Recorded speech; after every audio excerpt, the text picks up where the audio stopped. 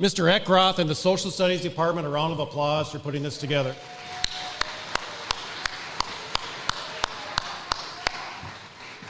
Okay, first things first, students, there is no cell phones. If you have your cell phone, they should be left in your pocket. If your cell phone does come out, a staff member will take your cell phone and remove it to the office. So we need no cell phones out during the National Convention. Secondly, if you cannot behave, we have a place for you to go. So teachers, if you have some struggles, please let me know, and we can remove them and take them to a separate part of the building. All right, we're going to get going. First of all, I want everybody to stand up. We are going to start the day by saying the Pledge of Allegiance. I pledge allegiance to the flag of the United States of America and to the republic for which it stands, one nation, under God, indivisible, with liberty and justice for all. Next up, we call Adeline Pickin out of Florida to sing our national anthem. So if you would please rise and stay standing.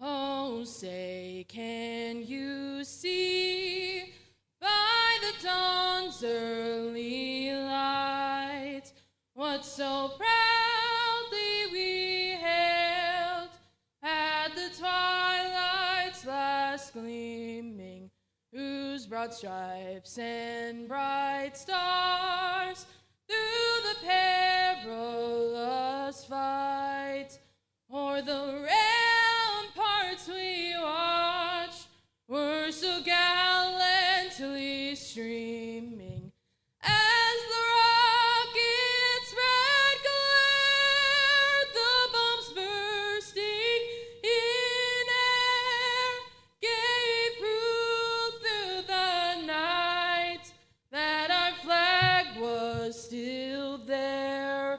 Oh, say does that star-spangled banner yet wave o'er the land of the free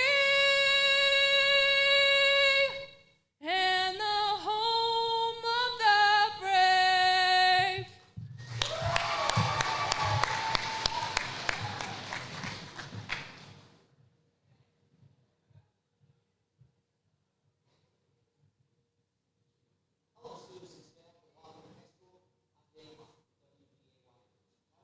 Day.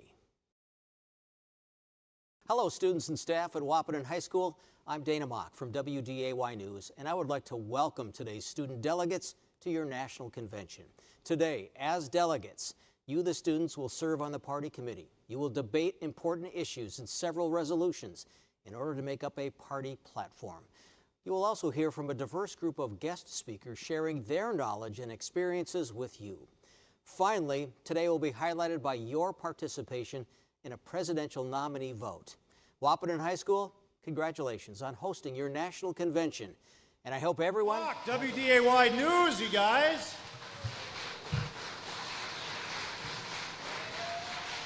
Delegates, welcome to your convention.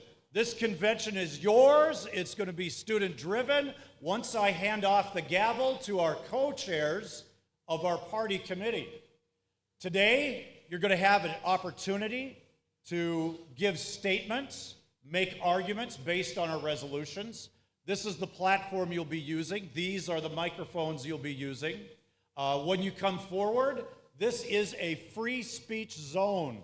You're not going to be judged for what you say. Your opinion will be respected, and we're going to respect everyone else's opinion as well.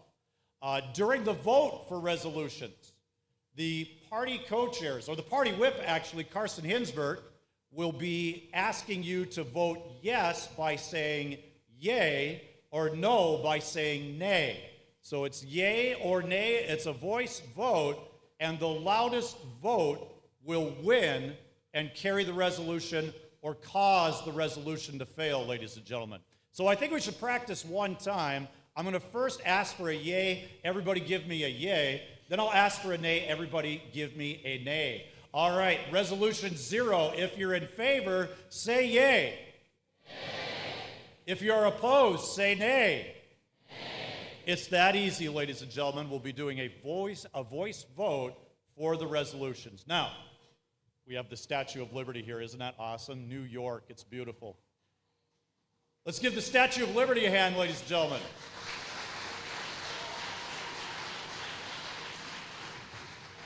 All right, I am very proud to introduce to you today our party committee and our presidential candidates. Beginning with the co-chairpersons of the American Civics Party are Latea Luneberg and Carson Van Ness. Let's give them a big hand.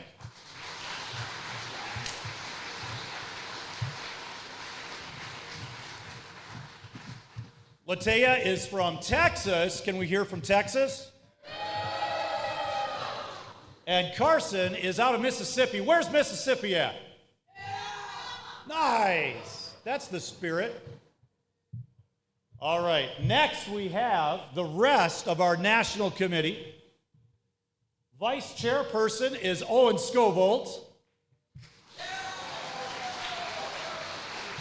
Party secretary is Breland Lucina.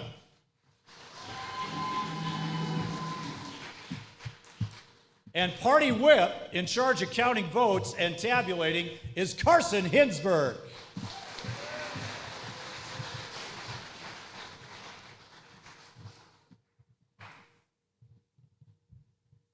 Owen is out of Alaska. Where's Alaska at? Nice, nice. Breland is from Puerto Rico. There's Puerto Rico. Nice. All right, well done. And Carson, what state are you? Nevada. Where's Nevada at? That's the spirit, Nevada. Remember what happens in Vegas. Nice. Good job. One last introduction for you. We have our presidential candidates. First, we have Scout Woods. And we have Bjorn Kubala.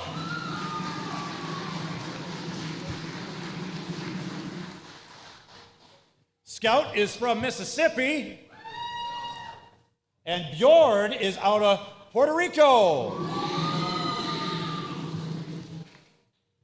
All right, I'm going to meet Latea at the podium, and when I hand this gavel off to Latea, she's in charge, Carson's in charge, and the committee is proud to present to you your national convention.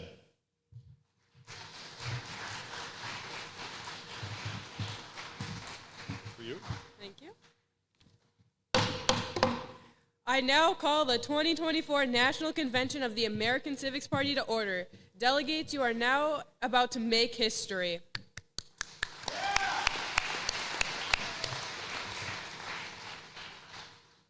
Can I get some noise from Texas? How about Florida? Alabama? Let's hear you. Thank you, everyone. I now call Party Whip Carson Hinsberg to the podium.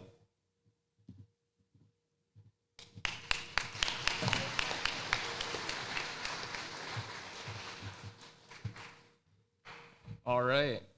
Our first order of business is the roll call of states. State leaders, one by one, on the other microphone, please begin reporting your delegation's attendance. Bring your state sign and attendance numbers to the mic. After you report, please return to your delegation in an orderly fashion.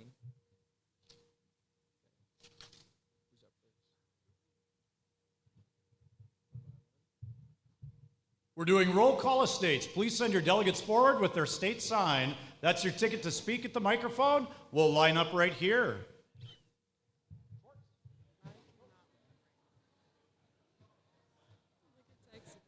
Where's Texas? The ones that are dressed like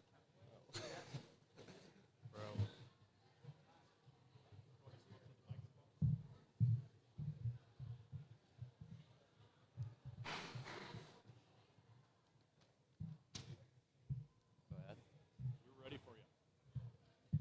I am Bodie Miller from the great state of Alaska. We are also known as the Last Frontier, and we are proud to present that I have 14 delegates present. Yeah!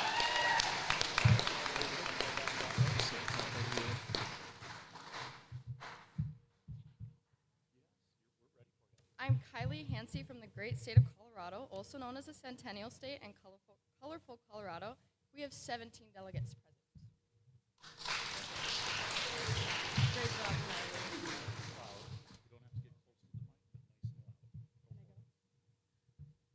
I'm Ava Nelson from the great state of Montana. We are also known as the Treasure State.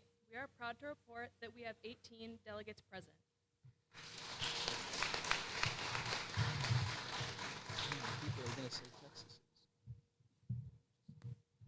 I am Sophia Barth from the great state of California. We are also known as the Golden State. We are proud to report that we have 20 delegates present.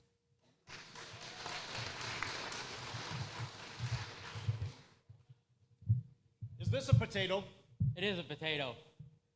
Is it one potato? It's two potatoes. I'm David Sanborn, and I'm from the great state of Idaho. We are also known as the Gem State. We are proud to have 10 delegates here.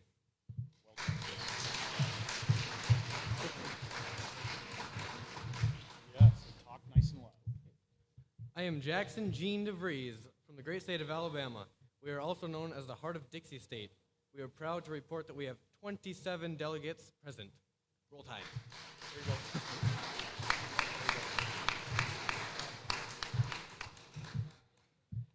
I am Landon Rowe, and I'm from the great state of Nevada. Yeah! We are proud to report that we have 17 delegates present. Well done.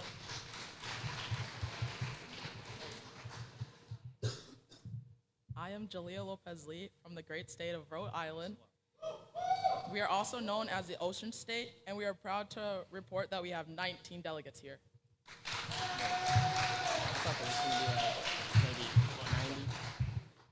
Florida would like to salute the military. Woo! Hello, everyone. My name is Gary Schwartz. I'm from the great state of Florida. We're known as the Sunshine State and the Everglades State. We were the first to use the motto, "In God We Trust."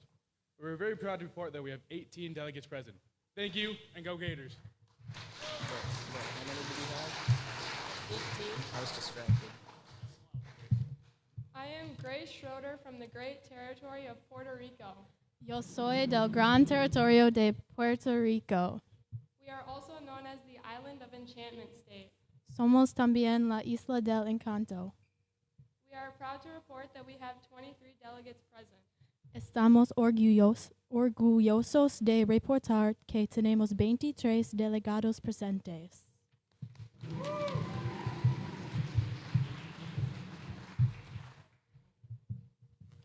Hello, my name is Jillian Haft, and I'm proud to say I'm from Georgia.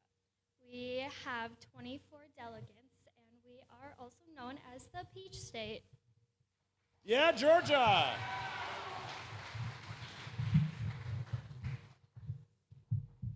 Hi, I'm Carmela Caveney from the great state of New York. We are also known as the Empire State. We are proud to report that we have 13 delegates present.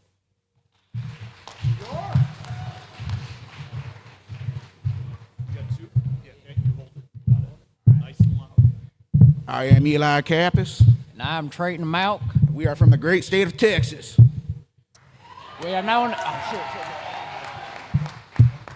as the Lone Star State. And as we all know, everything's bigger in Texas. We are proud to report that we have 25 delegates present.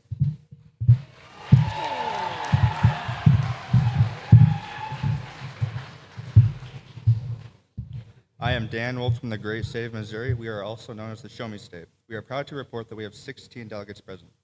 Now, Dan, this is the Show Me State. And Dan, isn't that your picture on the flag? Yes, sir. So they're showing you. Yeah. It's the Show You State. Show Me State. Show Me State. Okay. Big hand for Dan.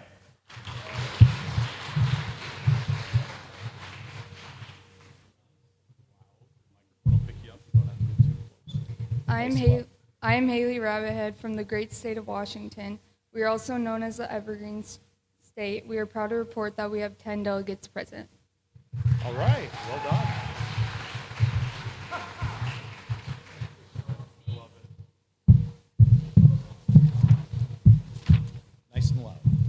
I am Elizabeth Cherry from the great state of Hawaii. We are also known as the Aloha State. We are proud to report that we have 17 delegates present. All right.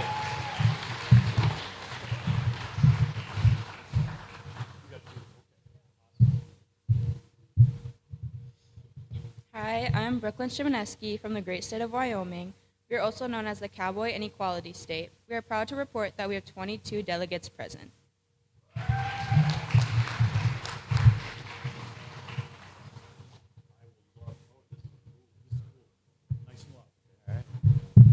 I am Jameson Cook from the great state of Louisiana. We are also known as the birthplace of jazz. We are proud to report that we have 21 delegates present. There you go. Where is Louisiana? Where are you guys at? All right, Louisiana, let's hear you make some noise. Ooh. Okay.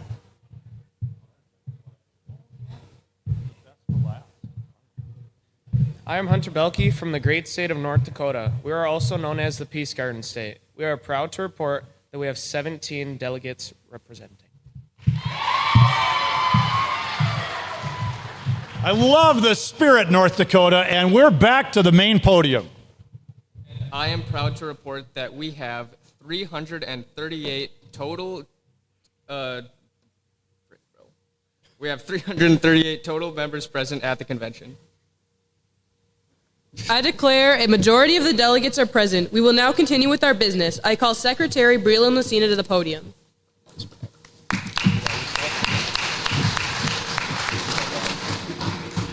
Please excuse me. I have to momentarily interrupt this convention to say some very important breaking news that affects all of us. We now go live to the breaking news channel on cable TV for an important announcement from the White House in Washington, D.C.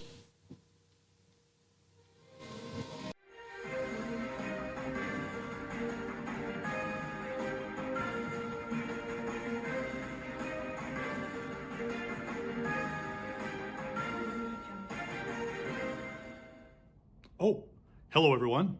This is Buff Bloomington at the Breaking News Desk. We have just received word that there will be a special address to the nation from the White House press room.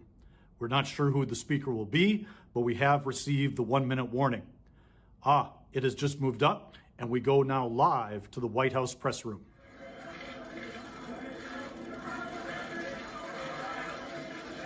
Thank you all. Thank you for coming today. I am Theodore Roosevelt, and I'm delighted to be back at the White House press room. When I was president, I'm the first president that actually created permanent office space for members of the press at the White House, something I'm sure many of my successors deeply regret. My remarks today are in promotion of the National Convention to be held at Wahpeton High School on October 30th, 2024, on the eve of a very important national election. As a young man, I was a convention delegate to the New York State Republican Party Convention. I was a delegate to the National Republican Party Convention. In 1912, I sought the Republican nomination. It was denied me by theft by the Republican Party in Chicago. We broke away and formed the Progressive Party. It took its nickname from a statement I made to the press where I said I was stripped to the waist like a boxer or a wrestler, that my hat was in the ring, again a boxing analogy, and that I was healthy as a bull moose. Well, the Bull Moose Progressive Party was the most successful third-party candidacy in American history. I received 29% of the popular vote and the electoral votes of 6 states: California, Washington, South Dakota, Minnesota, Michigan, and Pennsylvania. I didn't win North Dakota in 1912, but maybe one of the candidates that you're supporting will win North Dakota. Be a good citizen, enjoy the National Convention. Keep your eyes on the stars and your feet planted firmly on the ground. Believe you can, and you're halfway there. For Wahpeton High School, for your community, for North Dakota, and for the country. Do what you can, with what you have, where you are. Bully! And you just heard an historic address from an historic president, Theodore Roosevelt, the 26th President of the United States, lending his support, endorsing, if you will, a national convention in Wahpeton, North Dakota, held by high school students to form a third party. That's all for Buff Bloomington at the Breaking News Desk. We now return you to your regularly scheduled programming.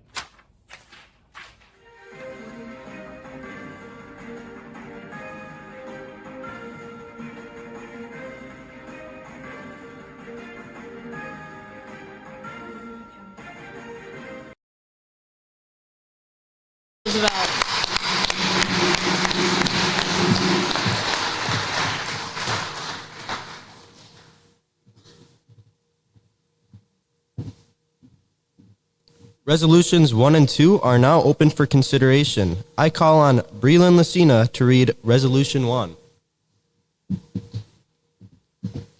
The issue is semester test exemptions at Wahpeton High School. Whereas semester test exemptions at WHS are currently based on grades and attendance. It is our belief that attendance should not be part of the exemption equation. There are many factors affecting attendance that are outside of the student's control. For those reasons, we believe that current policy is unfair. We resolve that the American Civics Party will work with school administration to create a new semester test exemption policy at Wahpeton High School that is based upon academic performance. We believe that the policy should allow students to be exempt from semester tests if they are performing at an 80% or better on a pure class basis. Clarification. A yes vote is in favor of a new semester test exemption policy at Wahpeton High School that removes all attendance criteria. The committee will now entertain up to 3 arguments in favor of Resolution 1. If you wish to make a statement, please bring your state sign forward to the microphone. You will have 1 minute to speak.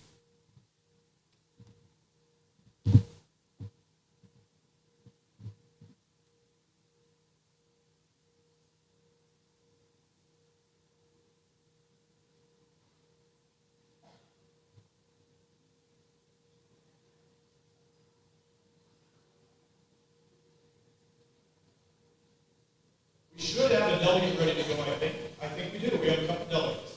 All right. Good job bringing your state flag. Well done. You'll hold it. All right. Perfect. You got it.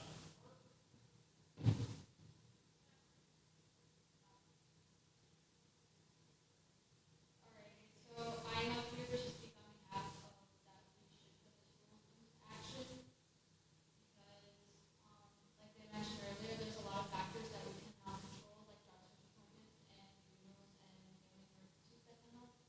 And with where we live, because we are a very cold state, the amount of sickness that people can get, including things like pneumonia and bronchitis, we put you in the hospital for a while, and if doctor's notes aren't excused and they only count towards not having a credit taken towards the end of the year, that can result in you taking finals even though you have straight A pluses and you were a good student.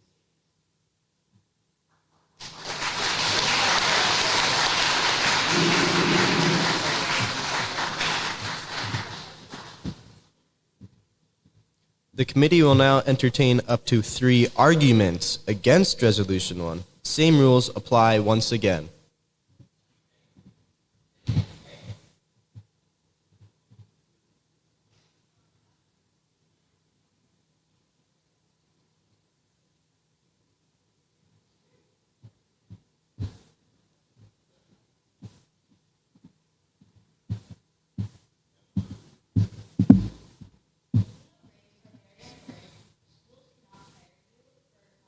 But your job can. According to the National Center of Student Engagement, schools are most effective in achieving high attendance rates when parents, school leaders, and community members all work together to focus on reducing absences. 16% of all students have missed at least 15 or more days. 800 school districts have reported that 30% of their students have missed at least 3 weeks of school. Chronic absentees are highest in high school, as 1 in 5 students are chronically absent. In school, you learn to make friends, learn what skills you have. It is not all about the homework. Also, in school, you learn abilities that are needed in the future. And finally, according to thegreatschools.org, it's difficult for the teacher in the class to build their skills and progress if a large number of the students are frequently absent. In addition to falling behind in academics, students who are not in school on a regular basis are more likely to get in trouble with the law and with their communities. Thank you.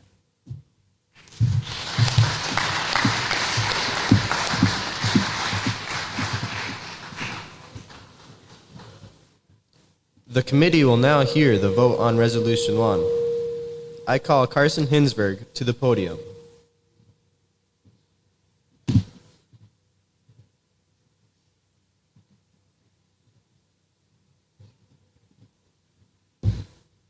Okay, so now it's time for our first voice vote, which means that whoever is louder, the people who are in support of the resolution or the people who are against it will get their say. So on 3, the people who are in support of the resolution are going to say yay. So 1, 2, 3. And then those who are against it will say nay on 3. 1, 2, 3.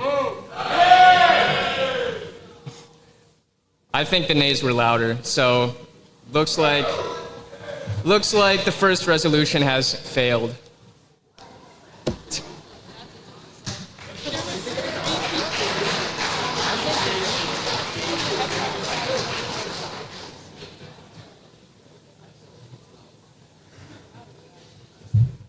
Does the committee agree with the party whip's determination that the nays win? Resolution 1 fails. Okay, well done. Up next, Resolution 2, I believe.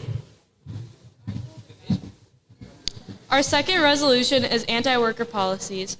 Whereas workplaces in various fields have adopted policies that are demonstrably anti-worker. These policies include hourly restrictions, denial of benefits, and denial of overtime opportunities. We resolve that American Civics Party will strive to pass legislation to repeal existing anti-worker policies and ban similar tactics. Clarification, a yes vote is in favor of a ban on workplace policies that prevent workers from receiving their full-time benefits. The committee will now entertain up to 3 arguments in favor of Resolution 2. If you wish to make a statement, please bring your state sign forward to the microphone. You will have 1 minute to speak.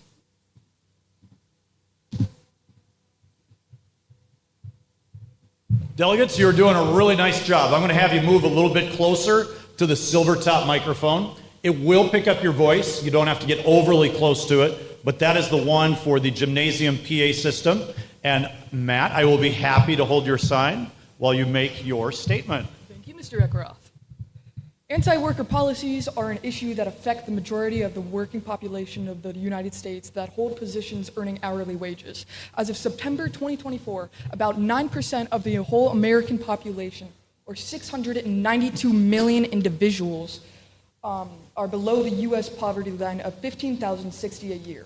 Many of these individuals drop their income because of the wage decrease brought with anti-worker policies, lowering discretionary income. Since these Americans are unable to provide enough for their household or purchasing power, their purchasing power is brought lower. These Americans are forced to live in these poor conditions in order to not live above their means, causing hesitance in purchases. Additionally, lowering the average working American's income negatively affects our economy because of the fluctuating and lowering prices of today's society. Well done.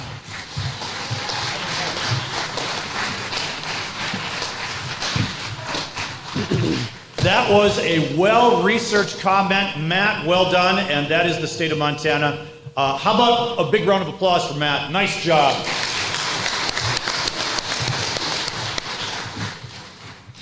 The committee will now entertain up to 3 arguments against Resolution 1. Same rules apply once again.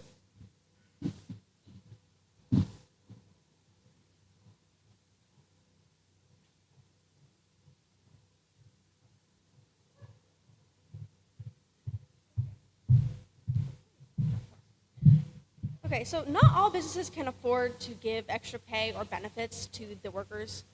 The PRO Act would strip states of their abilities to protect private sectors from being fired and not paying. We'll move you forward a little bit. There you go. Nice and loud into the mic. You're doing great. Go for it. You're doing great.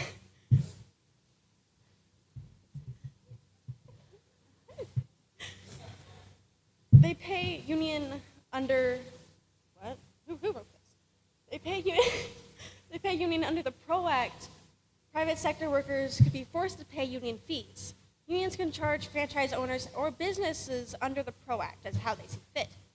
In North Dakota, there are 6.2% union workers, and the other 94.8 workers are for smaller businesses and franchises.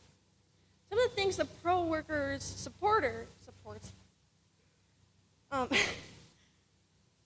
are supporting is basically saying that they want mediocre benefits while being controlled by the unions instead of getting good benefits and better pay.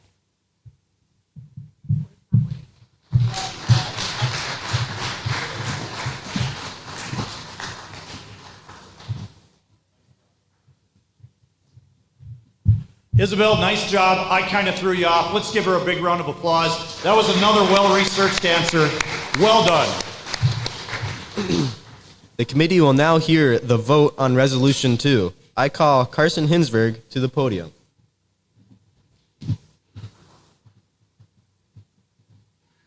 Okay, it's time for another voice vote, and if you want it, you have to be super loud, because I think it was just Mr. Eckroth that said nay. So if you're in support of it, on 3, say yay as loud as you can.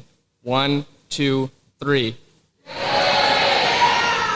And if you do not support it, on 3, say nay. 1, 2, 3. Yay. I believe the resolution has passed.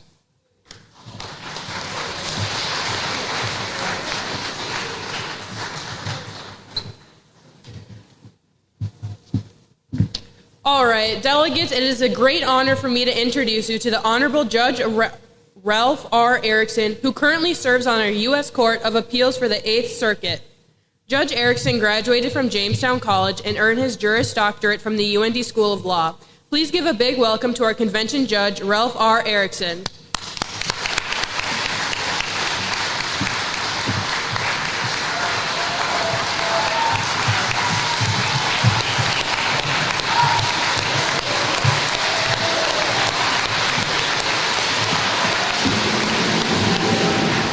Please be seated.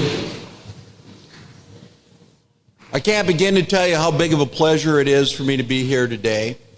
It seems like a long time ago to me that I was in high school, and it probably seems to you that I probably left high school only like slightly before the age of dinosaurs. The reality of it is that life takes you in many directions and to many strange places, and you have your whole life in front of you, and you'll be surprised at the opportunities that you will have. One of the things that I think is really important is that you appreciate that your life makes a difference, and what you do makes a difference in your community, in your state, and in your nation. And it seems hard to believe that that could happen to somebody from Wahpeton, right? But I can tell you this, I grew up in Rugby, North Dakota, and I was in a class that was a third of the size of the classes that you have in your high school.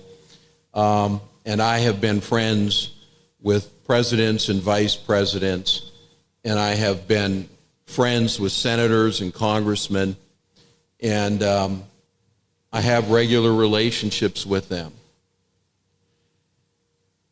Now, last Wednesday, I had lunch with the Chief Justice of the United States Supreme Court, and Chief Justice Roberts and I had a discussion that's the kind of discussion that you would think that you wouldn't have, right? Because it started off, we were talking about our kids, because our kids are the same age. They're 25 and 23. And they are in that stage of their lives where they're going out and they're trying to get new jobs, trying to figure out how does life work and what happens. And we turned our conversation to what does society look like today and how much more difficult it is for the people your age than it was for our age. You live in a world in which information is everywhere, but so is disinformation. How does one perform their civic duty in a society that is dominated by propaganda and artificial intelligence allows the existence of deep fakes and misleading statements all over the place? And as we were having that conversation, we came to a couple of things. We came to first that the idea is that we need to do a better job of teaching civics to people at all stages of life, that we need to impress upon all people in America that they need to do their civic duty. And actually, your civic duty is fairly straightforward. 1, serve on juries when you're called. 2, vote in elections. 3, be an informed voter. 4, serve your nation in times of stress. And so that means that if you are called to serve in the military, you do that. If you're called to serve in a civilian capacity in support of the mission of the United States, you do that. But that left us still this big question is, what do you do, in the world as it exists today? The campaign that's been run in 2024 has been dominated by disinformation, mistruths, and fear.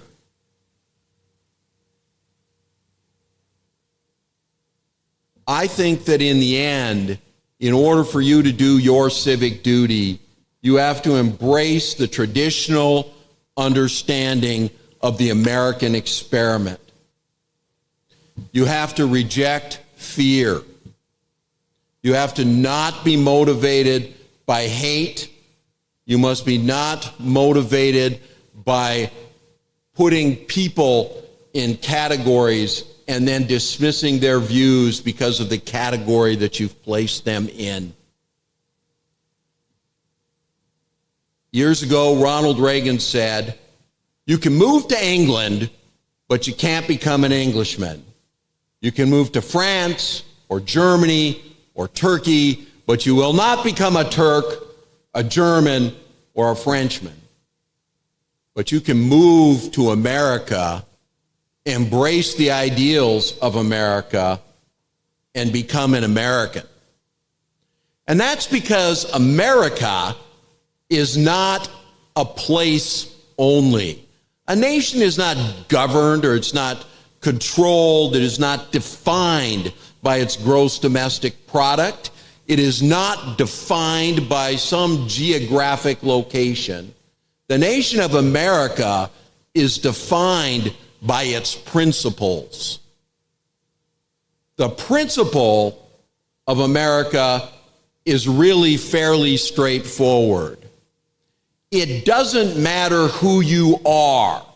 It doesn't matter where you came from. It doesn't matter what the color of your skin is. It doesn't matter whether your grandparents were rich and famous or poor and insignificant. What matters in this country is the content of your character. And the deep failing of the campaign that has been run in 2024 in America is that no candidate that I have seen at any level has called to mind what really matters in America. And what really matters in America is that we are all in this together. We are all Americans. We all share in a duty to make America a better place. And to make America a better place, you need to be involved, you need to be concerned, you need to be fair, and you need to treat people justly. It is not right to draw a caricature of what the other side believes and then knock down the straw man. It is not fair to be profane and to insult and to accuse falsely others. America is bigger than that. America is better than that. You are bigger than that. You are better than that. This experience that you are going through is powerful. I think it's a really cool thing that you're doing here.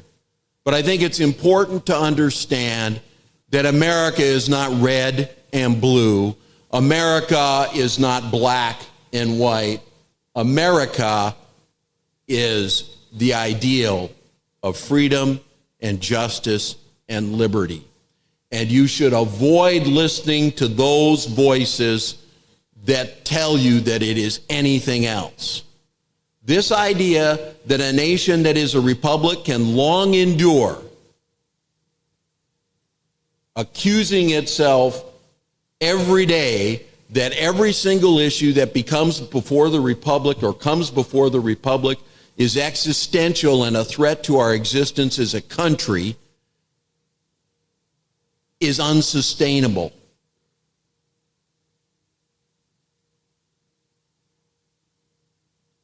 You need to be committed to goodness and truth. You need to love one another. You need to respect one another. You need to care deeply. And I'm just telling you that, when you sit down with people who hold these offices and you listen to them and you talk to them, they're not any different than you are. And I think they all share this fear that somehow the message is being lost. My time must be up. Thank you.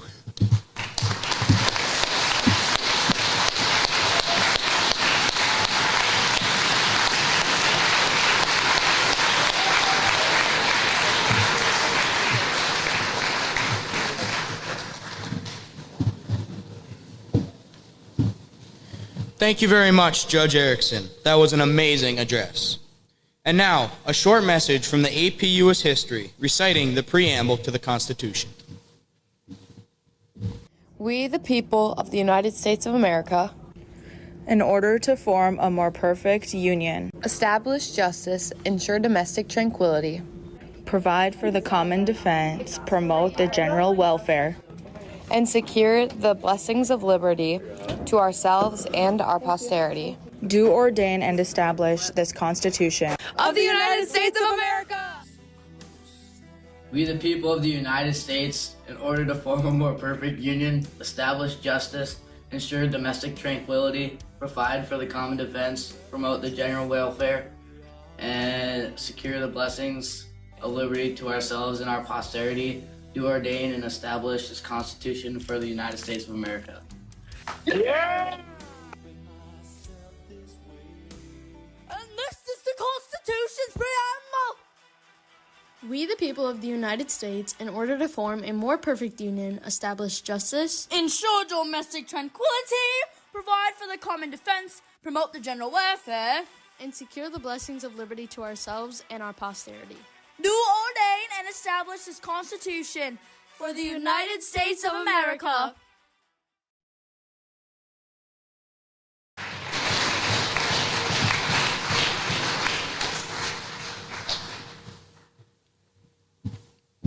Resolutions 3 and 4 are now open for consideration. I call on Breland Lucina to read Resolution 3.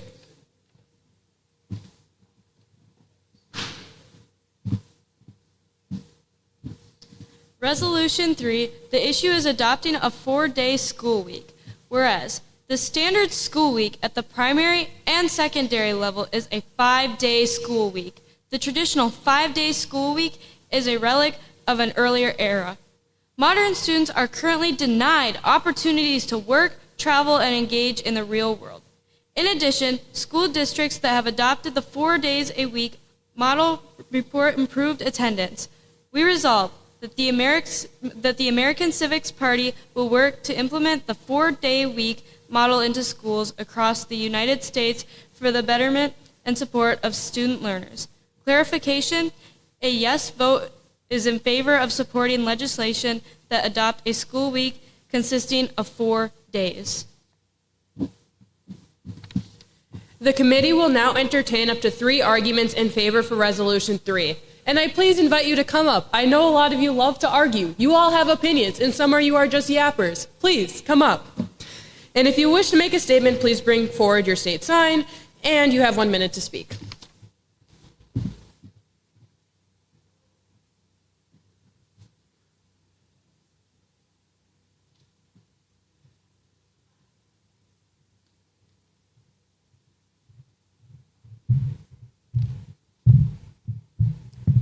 My name is Addie Dodge, and I am in full support of a 4-day school week instead of 5. There are many reasons for this. Some of them being that students should have the right to have more free time outside of school, whether it's for working, traveling, or getting efficient time to do homework.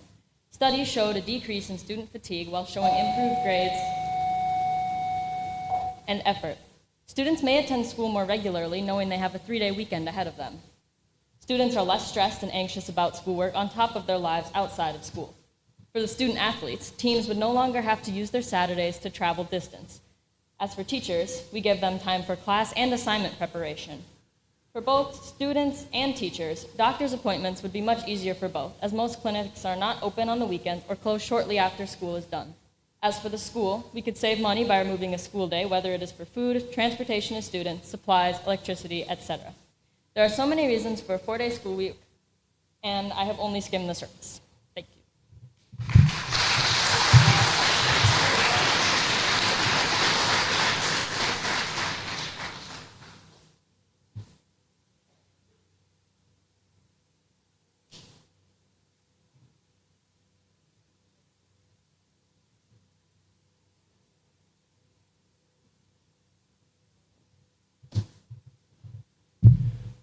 Is there anyone else in favor of a 4-day school week?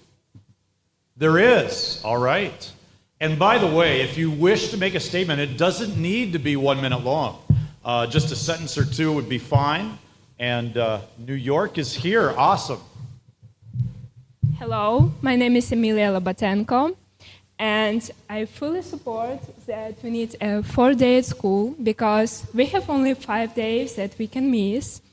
And real life has happened. You have like injury, or you want to go to the weekend with your family, or you have like family issue and you need to stay at home. But if you miss more than 5 days, you need to take finals, which is not so good because some people are not prepared for this. And that's why I want to like support this idea. Thank you. Anybody else in favor of this want to speak? Oh, we got one more. Let's go.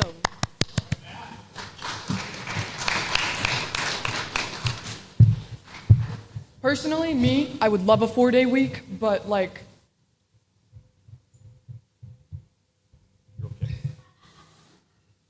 I forgot I had a state. But it takes out from the days that we have on our holidays from visiting and going other places. Like, they'd probably take out of our summer. Would you rather have a 3-day weekend, or would you rather get it all over with in one sitting and have like 4 months on end for summer? That's all I'm saying. Is that again? So. All right, now anybody against or more people against this, please step forward. Oh, here comes North Dakota.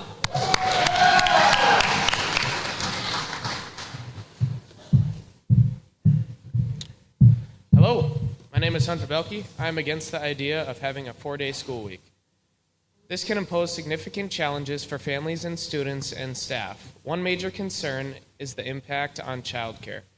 Parents would struggle even more to find supervision for their children on the extra day off, leading to increased childcare costs and logistical difficulties. Additionally, the reduction in classroom days can result in more homework being assigned to compensate for the extra day and lost time.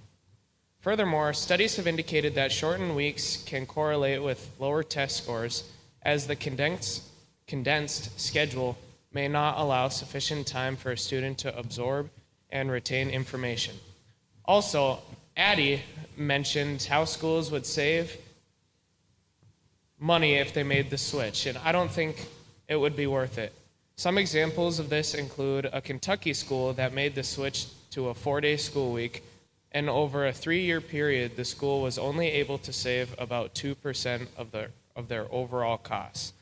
An Oregon school did the same, and they were only able to save about 1.4% overall. Ultimately, it doesn't seem that many schools have made much success of a 4-day school week. Time!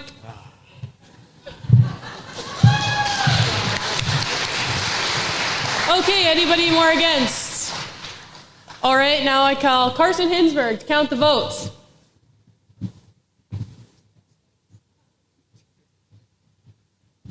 Okay, it's time to vote on the third resolution of the day. If you are in favor of this, on 3, say yay as loud as you can.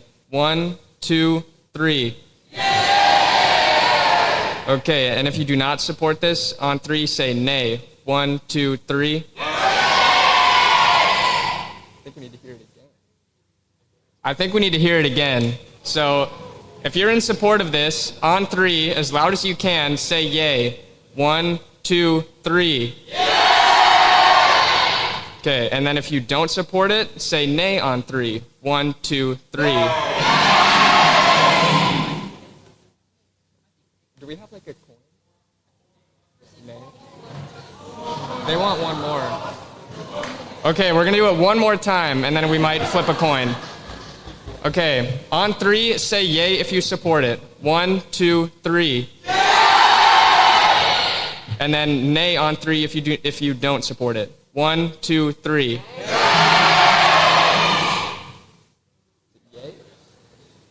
I think yay has won and the resolution has passed.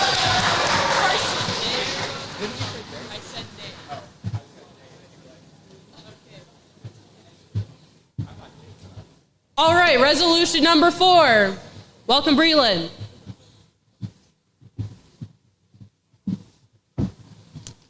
I present to you resolution number 4. The issue is personal electronic devices in public schools. Whereas, a student's personal electronic device are their own property and are often useful in cases of emergency. We believe that schools should not be able to ban possession of such devices in the classroom. We believe that school districts can, for educational purposes, regulate access, but may not restrict them from the classroom. We resolve that the American Civics Party will work to prevent school districts from banning cell phones. Our party will support policies that regulate access, but at the same time guarantee access to devices in an emergency or crisis. Clarification. A yes vote supports reasonable regulation of cell phones and electronic devices, but prevents the banning of access to such devices. Okay, anybody in favor? Please, with your state sign, go to the microphone.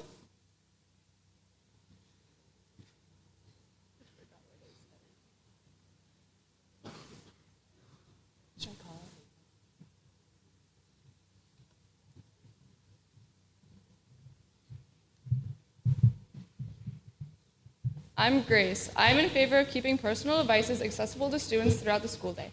The idea of keeping personal devices in the classroom, but regulated by teachers with caddies and holders, eliminates distractions while keeping them accessible in the case of an emergency.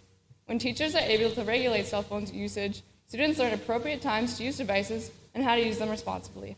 Also, as teens get older, responsibilities grow and communication with parents and guardians becomes more necessary. Emergencies not only happen inside the school, but in our community. Students need to be aware of these situations and able to communicate any necessary information. Any more in favors? Oh, in favor? That's impressive. All right. Some of you may be shocked that I would be in favor of this vote. I am Janet Bartles from the state of North Dakota, but I'd like you to listen. Woo! North Dakota! Okay, so what I would like to say is listen to the whole sentence, right? To the whole bill. It's not just that you have your phones banned from the school, right? I get it that we want to have access to them in case of emergency. But then that puts the responsibility on the student and the teachers to not be distracted by them, to put them in the phone holders when you're supposed to put them in the phone holders, to not be accessing your phone when it's disrupting your teaching or learning, right? But to keep them put away so that you don't get your phones taken away permanently or banned from the school. So I put the responsibility as you, as our nation, to do what's right so that we don't have to go to such drastic measures. So that's why I'm in favor of this bill. That was great. That was great. Any more in favors? Well done, Mrs. Bartles. Well done, Math Department. One more big round of applause for the Math Department at Wahpeton High School. Any more in favors? Ava, I know you want a sock. Okay. And now for anybody that's not in favor of this. Here comes Georgia. You're Georgia, right? Okay.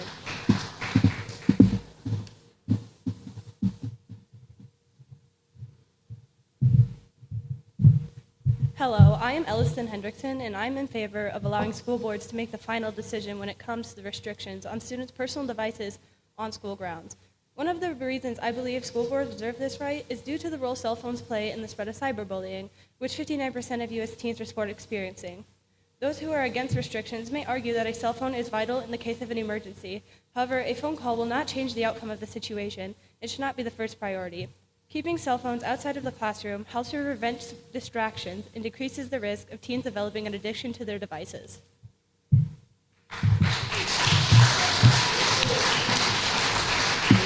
Any more against? Oh, Mr. Peterson.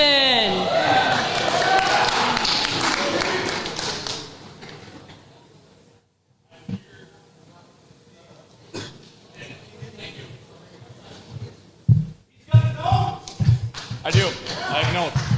I'm here to sow discontent in the math department. Number one, all right? You students that want to listen to music, all right? I get it, okay? But here's the problem. You give a student an inch, they take it where? They take it a mile, all right? Secondly, all right? A teacher did an experiment. Okay, and you can find this online, I don't know, in some website, okay? But here's the deal.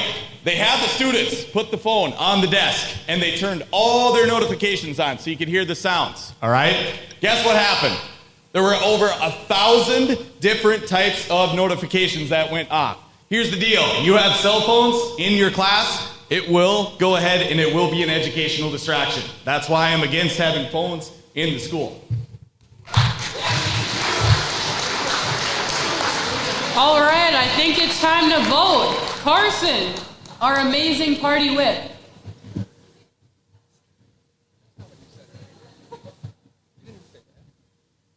Okay, it's time to vote once again, and I guess we're just going to do it right away. If you're in support of it, on 3, say yay. 1, 2, 3. Okay, and then if you're not in support of it, on 3, say nay. 1, 2, 3. Yay. I think the resolution has passed.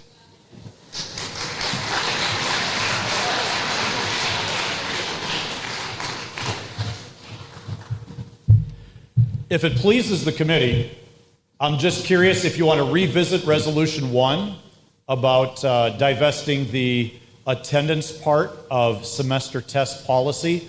I don't want to be an impediment to the will of the people, and I think my overly loud vote might have influenced Carson. Discuss it momentarily. Do you want to revisit Resolution 1 or let it go as is? Revote. All right, we will take a moment and revisit Resolution 1, semester test policy, and removing the attendance requirement. However, the academic requirement would increase to 80%. We'll redo that vote now. Okay, if you are in favor of that resolution on 3, say yay. 1, 2, 3. And if you are not in favor, on 3, say nay. 1, 2, 3. And that resolution is now passed.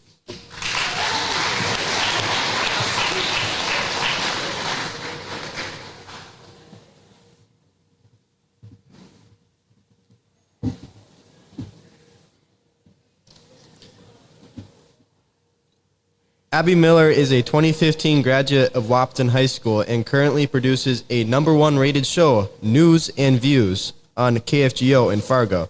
She is prepared.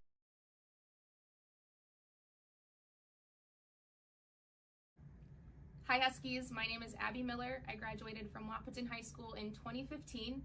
After that, I moved to Fargo to get my degree at NDSU, where I got my degree in strategic communications and a minor in political science.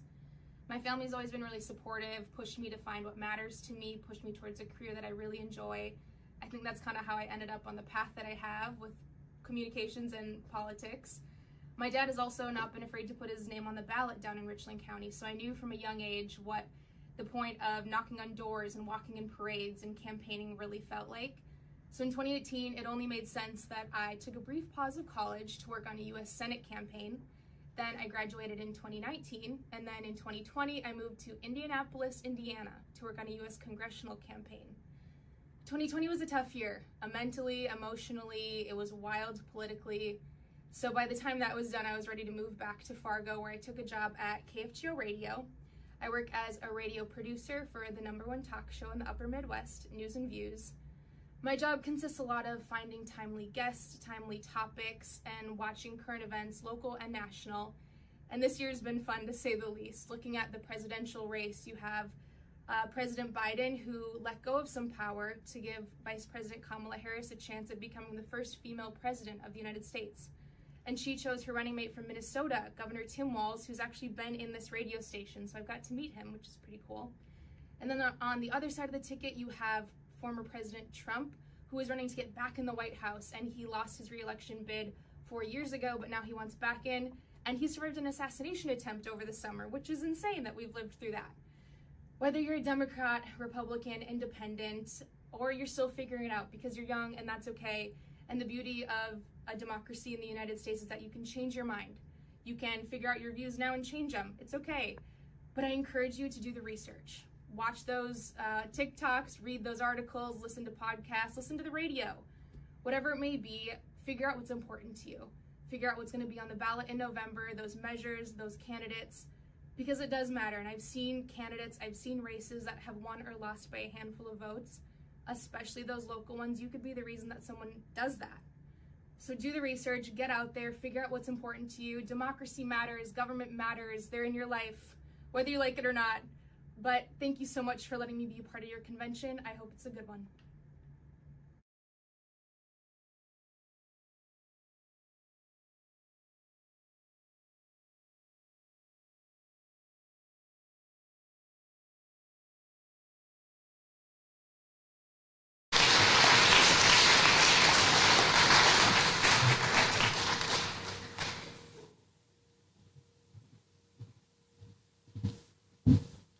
And now, a public service announcement from Mr. McCall.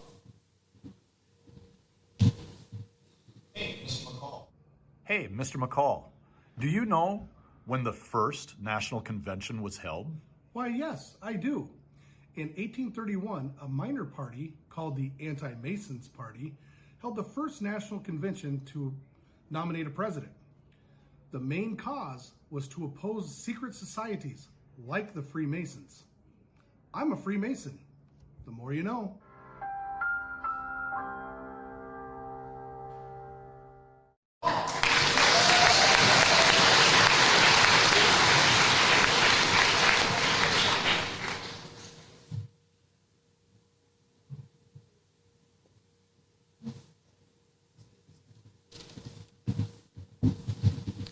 Resolutions 5 and 6 are now open for consideration. I call on Breland Lucina to read Resolution 5. Resolution 5. Issue. Foreign purchases of land and/or control of resources. Whereas, foreign countries and international entities have made efforts to purchase land or control resources within the borders of the United States and pose a threat to the property rights of the U.S. citizens and our national security. We resolve that American Civics Party will support legislation that places an outright ban on all land purchases or attempts to manage the resources of the United States by foreign entities. We believe that such purposes are an infringement and pose a threat to our very security and sovereignty of our nation. Clarification. A yes vote supports an effort to ban foreign nations and entities from buying land and inside the United States. If you are in favor of this resolution, please bring your state sign forward, and you will have 1 minute to speak.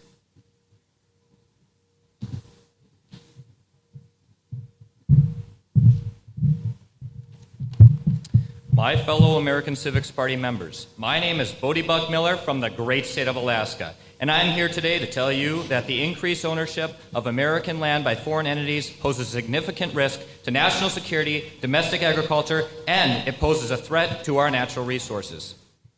I feel I can speak freely on my mind on this subject due to my experience in the agricultural field and its importance it holds to the surrounding area across America. China, like many other countries, is limited by their resources to produce their own food for their extremely large populations. If China was able to buy American agricultural soil, it not only takes the power from the American citizen to use that land, but also takes away that limited area for our agricultural purposes and trade overseas. Allowing the purchase of land by foreign bodies like China or other entities means that they take the opportunities like farming from Americans and gives it to the power to foreign entities. To summarize what I've said, giving American soil to foreign entities takes the power and opportunities from the U.S. citizen and gives it to foreign bodies like China. So I urge you to overturn this act of infringement on our American rights, and I advocate for our people and stop this threat to democracy. So help me in voting yes. Thank you.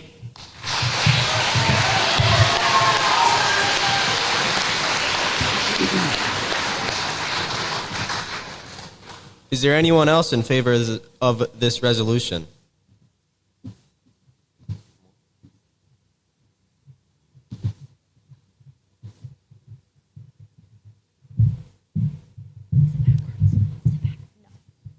All right, we are from the great state of North Dakota, and we agree with everything Bodie Buck Miller just said.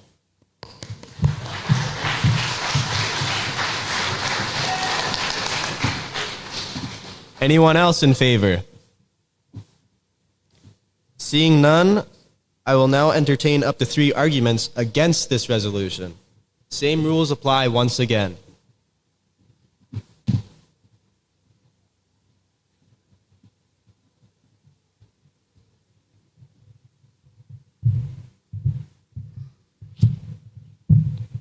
Hi, I'm David, and I'm arguing in favor of foreign countries to buy land in the United States. When foreign countries buy agricultural land, they use it for a variety of reasons, such as food production, wind farming, carbon offsets, and speculative investments, which all leads to capital gain.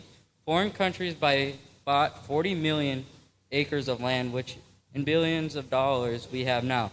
In 1973, the Agricultural Foreign Investment Closure Act started. This established a mandatory reporting system overseen by USDA, requiring foreign entities to complete an information form for all agricultural land purchases or lease within the United States. Almost 40 million acres and is solely used for agricultural purposes. This in return helps strengthen our relationship with foreign countries. If we don't allow foreign land purchases, we lose out on profit. That is time.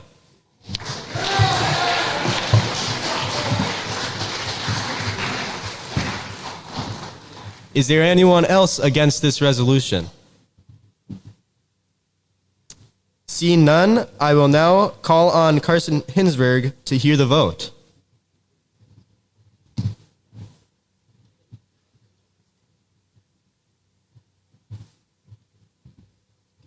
It's now time to vote on that resolution. And it's just like always, if you are in favor, say yay on 3. 1, 2, 3. Yay!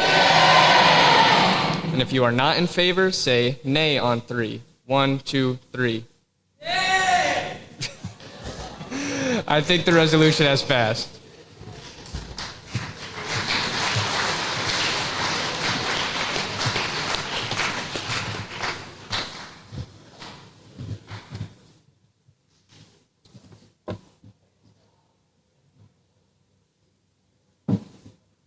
I call on Breland Lucina to read Resolution 6.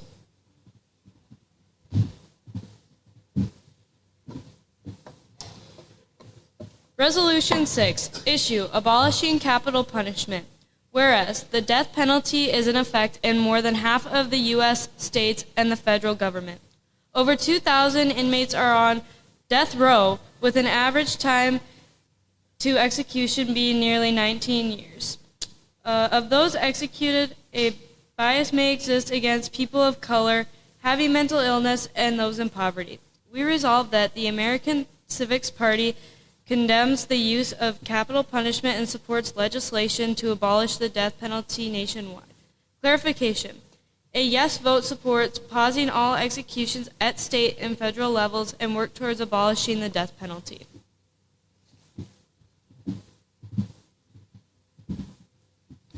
Anyone in favor of this resolution, please step forward, and you will have exactly 1 minute to speak.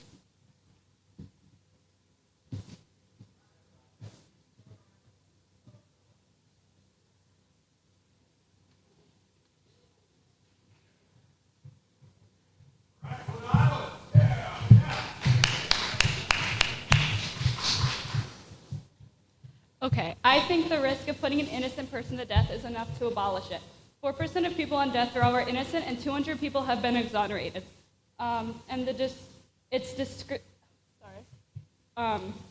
It's discriminating against the most vulnerable people in society: the poor people, people of color, and people with mental disorders. Over 99% of people on death row are poor, and 53% are black.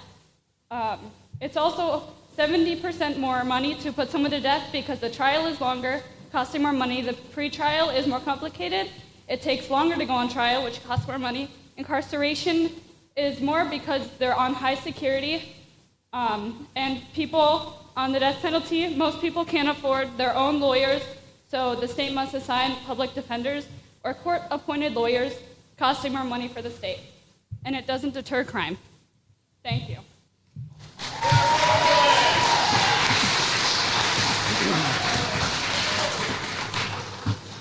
Anyone else in favor of passing this resolution? I see, yep.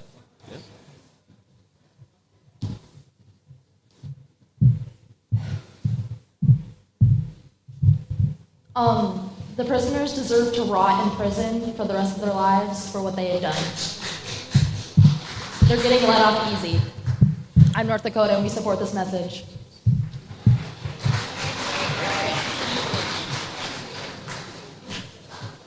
Anyone else?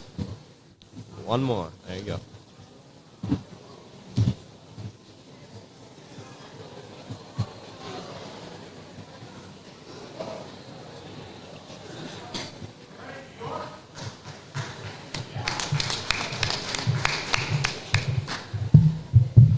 Which microphone is it?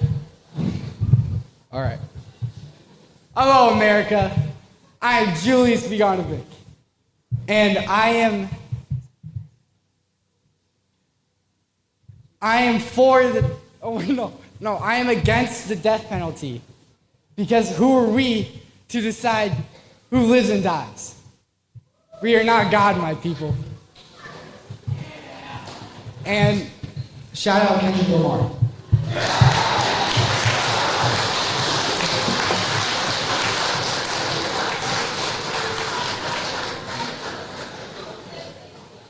If you're against this, please come up. I already see somebody coming up.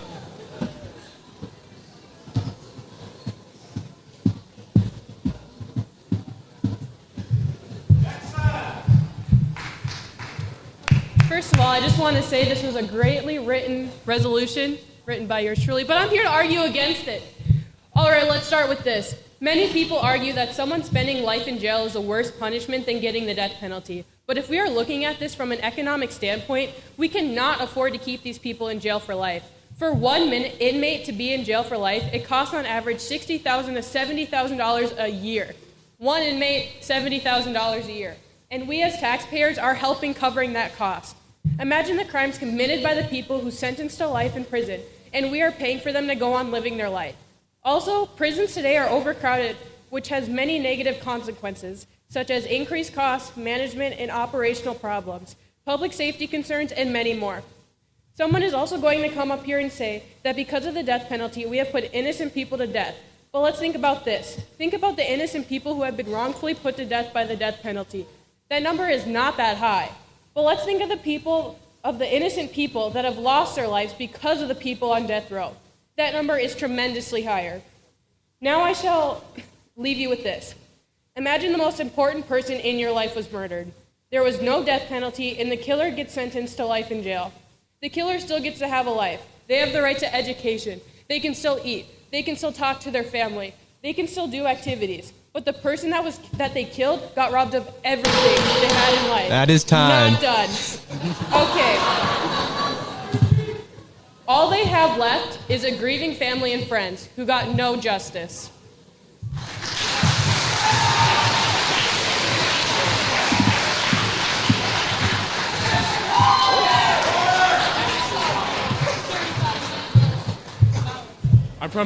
My name's Gary Schwartz from the great state of Florida.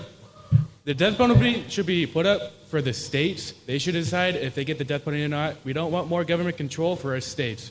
Thank you.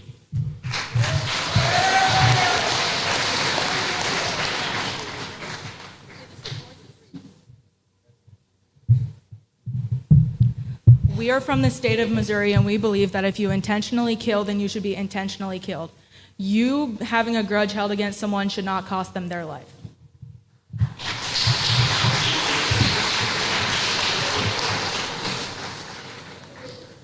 I call on Carson Hinsberg to tally the votes.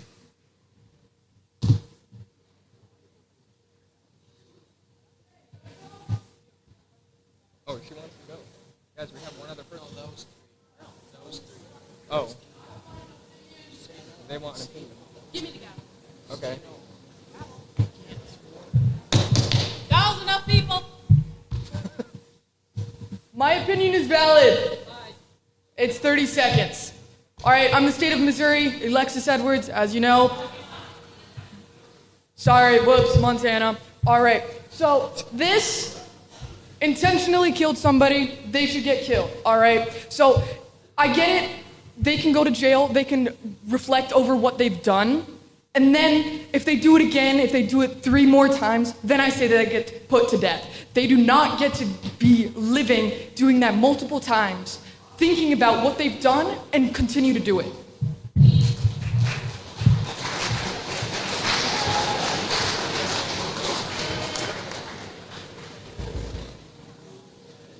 Okay, so if you support the abolishment of the death penalty, not the death penalty, say yay on 3.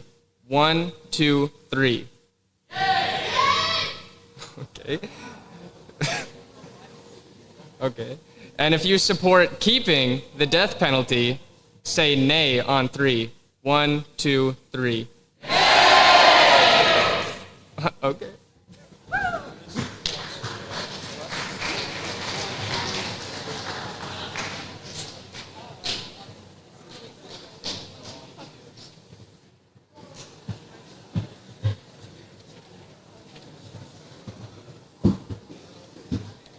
Madison Nelson Gira is a 2016 graduate of Wahpeton High School. He has worked as a broadcaster for KFGO Radio. Currently, Madison hosts a leading farm podcast, works as a market analyst, and owns MNG Films. He produced the following message for us about the role of media in politics and society. Let's hear it for Madison Nelson Gira.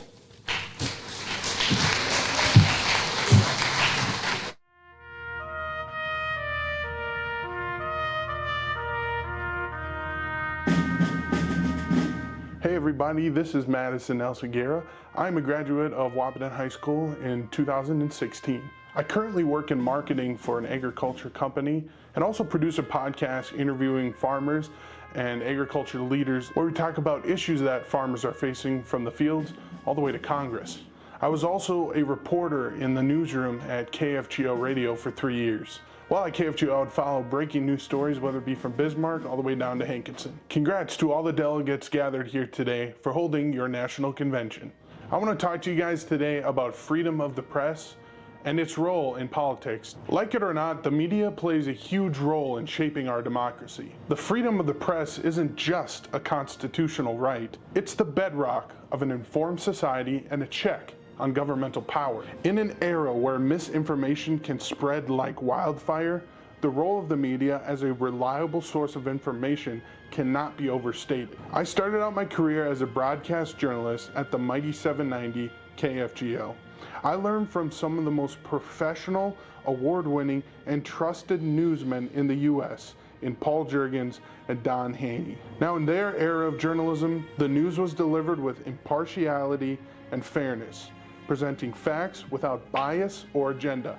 They were not beholden to sensationalism or partisanship, but rather committed to the noble pursuit of the truth. We as a country need to get back to that. The media should serve as a watchdog on the government, holding those in power accountable for their actions and decisions, no matter who they are or what party. Just as our founding fathers envisioned, the press acts as a fourth estate, ensuring transparency, integrity, and accountability in our political system. As we navigate the complexities of modern politics, let's reaffirm our commitment to freedom of the press and recognize the crucial role that the media plays in the safeguard of our democracy. Only together can we champion a media landscape that upholds the principles of truth, fairness, and accountability for the betterment of society. And honestly, we just need to talk more. Look to the person left or right of you. What do you know about them?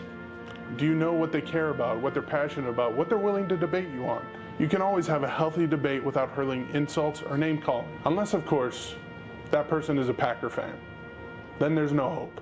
And I like to end with posing a question to everyone there. Which is more important, the journey or the destination? Me? I say it's the company.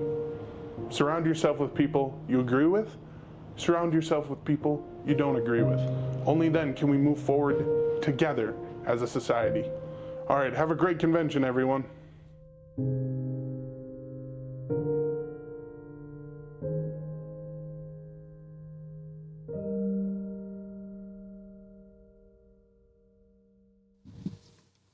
Thank you, Madison. Turner Blofeld comes to us from across the river as a Breckenridge High School graduate, but we won't hold that against him. He currently works as a programming director for KBMW Radio and has created this special message for all of us.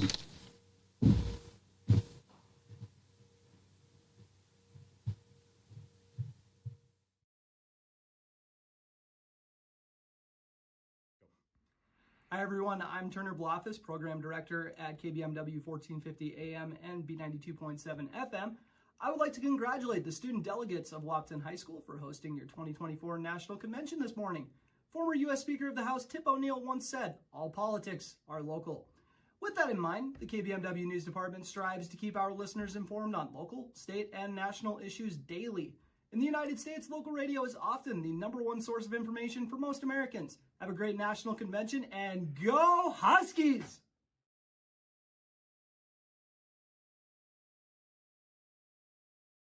Public service message from our very own head football coach and government teacher, Mr. Gilbertson. Have you ever wondered why we have elections in November?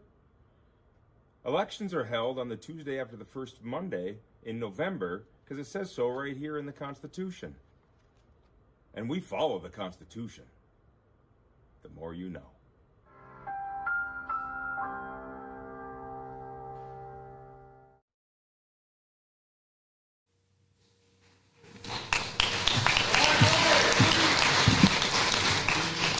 All right, Resolutions 7 and 8 are now open for consideration. I call on Brila Messina to read Resolution number 7.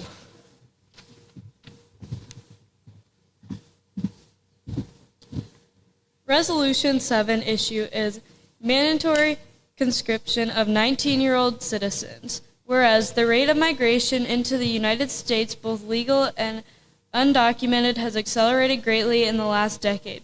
Whereas our armed forces have recruited shortfalls and government agencies are lacking manpower for border control, disaster relief, and humanitarian activities, we resolve that the American Civics Party will work for the legislation that creates the mandatory conscription of all 19-year-olds of all genders into the armed forces for a period of 18 months. This includes 6 months training and 12 months service to the nation, either guarding U.S. borders, being deployed as domestic disaster response teams, or working as humanitarian response teams. Clarification: a yes vote will support an effort by the American Civics Party to create legislation for the mandatory conscription of all 19-year-olds of all genders into the armed forces. All right, all in favor, step to the mic.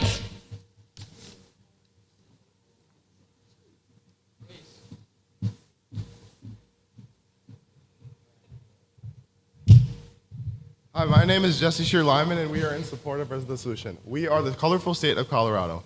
The reason we support this is because it will promote national security, discipline and structure for the said individuals that participate, and it will implement education and benefits. Thank you.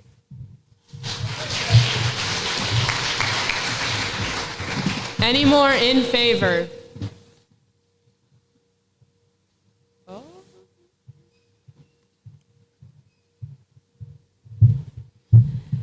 Good morning. I am Miss Healy, speaking on behalf of Alaska.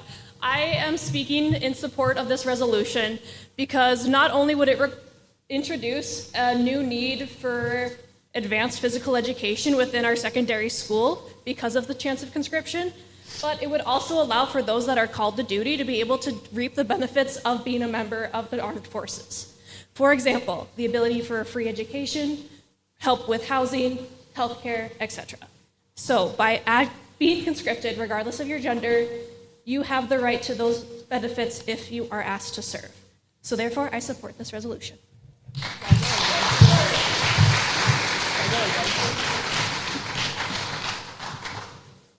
Okay, anybody against this?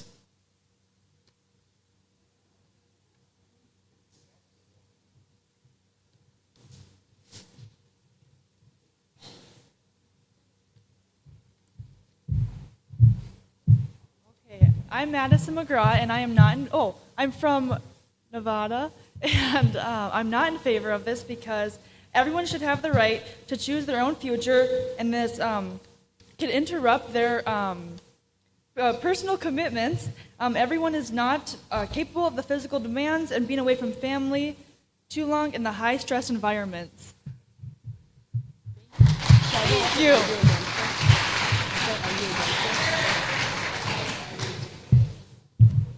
Name's Gary Schwartz from the great state of Florida. The military is not for everybody. It's just too hard for some people, too difficult mentally, physically, and not everyone's up for the task. Conscription is not for the United States. It should be purely off the decision of the person and for your civic duty. Thank you.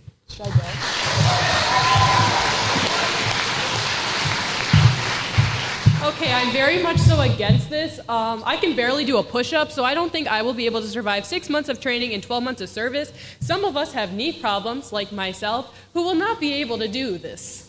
And I just think it's not, for example, some people have life plans once they turn 18, after they graduate high school, and that, by doing this, that can, stop them from getting the training that they need to go into that career force and set them back.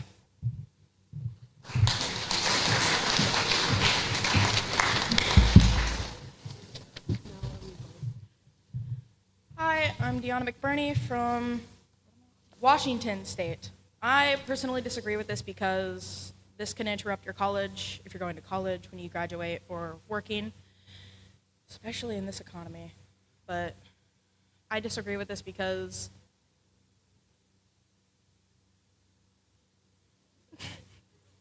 there you go.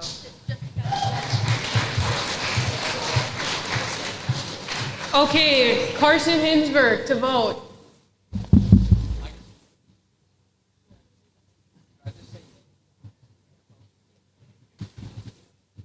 Okay, it's now time for a voice vote. If you are in support of this resolution, say yay on 3.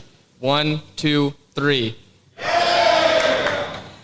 And if you are not in support of this resolution, say nay on 3. 1, 2, 3. Looks like the resolution has failed.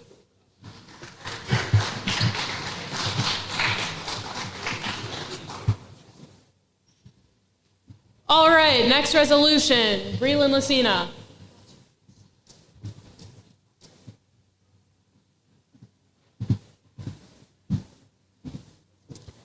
Resolution 8, issue gun ownership rights. Whereas the Second Amendment of the U.S. Constitution affirms the right of the people to keep and bear arms, the amendment has long been interpreted as an individual's right to possess firearms for lawful purposes, including self-defense, hunting, and protecting freedoms. However, the interpretation of this right has been the subject of ongoing debate. We resolve that the American Civics Party will support the following measures. 1. All individuals purchasing any firearms will be required to have a federal firearm license. 2. The license will only be issued after a comprehensive background check. 3. Firearms owners will also be required to pass a safety course. 4. Expanded background checks. 5. Purchasers will also be subject to a 10-day waiting period. 6. Red flag laws will be standardized. 7. Violators of gun-free zones will face mandatory imprisonment. 8. A national commission will be appointed to collect gun data. Clarification. A yes vote supports an effort to implement all 8 measures at the national government levels. Anybody in support want to come speak?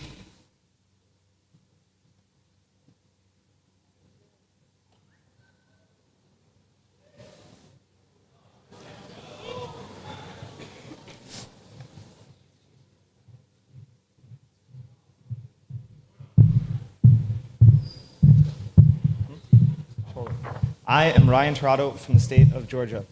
There are many instances where people who own firearms are clearly not qualified to use them and they don't take care of them, and it's not hard to learn it's not hard to learn how to use them, and if you're too lazy to learn how to properly use them and not pose a threat, then you just shouldn't be allowed to own them, because it's a very simple thing, easy to make sure that you know how to be safe with them. If you're not fit, you shouldn't own them.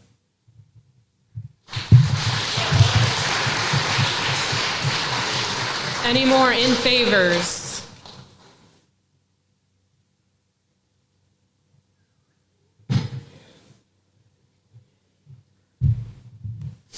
Back again, Garrett Schwartz, Florida. We need to protect our rights and our amendments.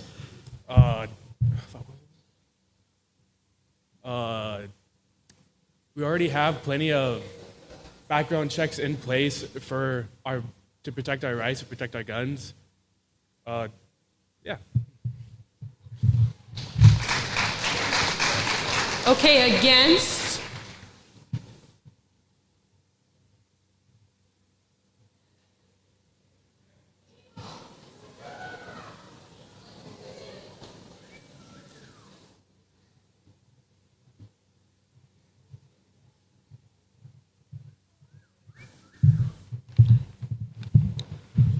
So under the law, a firearm by definition is any weapon designed or may readily be converted to expel a projectile by the action of explosion. So with this reasoning, you say that you need a federal firearm license, which by the way takes on average 2 months. You also need to be 21. A .22 caliber that you would buy for a 6 to 10-year-old is considered a firearm by definition. So let me ask you, should I be required by law to wait 2 months and must be at least 21 to buy a gun rated for 10-year-olds? On top of waiting, you must Can pass you a full... speak a little into the mic? A little louder, please. On top of waiting, you must also pass a full background check that will take more time to get a firearm. So if you want to buy a gun for Christmas for somebody, such as a family member, you would have to think at least 4 months ahead to make sure that you are in the clear. Passing a certified firearm safety card is more time to take back on my Christmas hypothetical situation. First, you have to wait months to get the gun, but after you get the gun, they have to pass a test.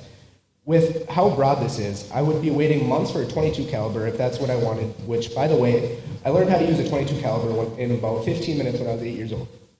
The background checks not only take more time, but 1 in 3 Americans have a criminal past with that logic of your statement for 4. Americans would not be able to own a firearm or would have extended issues purchasing a firearm. 5, you would have to wait 10 days for a small firearm like a .22 caliber. Evaluating something before it happens is asking for a disaster. Lawsuits over 1,000 people die a year from cops shooting the wrong person. 3,000 cases of wrongful arrests in just 2023 occurred. National Institute of Justice. That look familiar to you? The law does not clarify things like conceal or carry. It would be rather unfit for someone to bring a gun to one of these zones and go to jail for, let's say, 20 years. Ultimately, restricting access to citizens does nothing to deter those All who... right, time's up.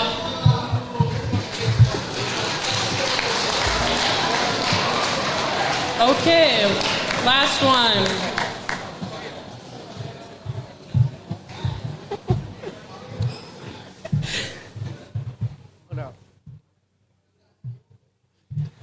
My name's Josiah Taylor. I'm from Rhode Island. I'd much prefer knives over guns. So, yeah, just get knives. No one needs a gun in their life. Carson Hanger for the voting.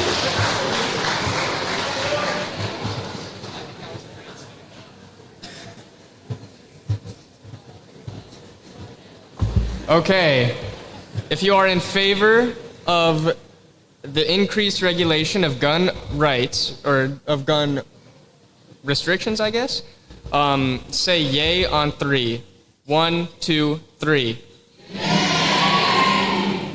And if you do not support that, or you like knives over guns, say nay on 3. 1, 2, 3. The resolution has failed.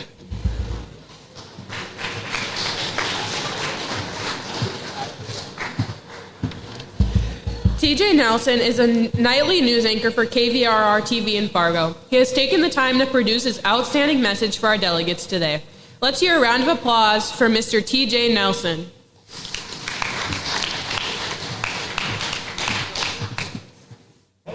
Hello to everyone at Wahpeton High School. I'm TJ Nelson with KVRR Local News, your Fox affiliate in Fargo. I would like to congratulate the students and staff on your national convention.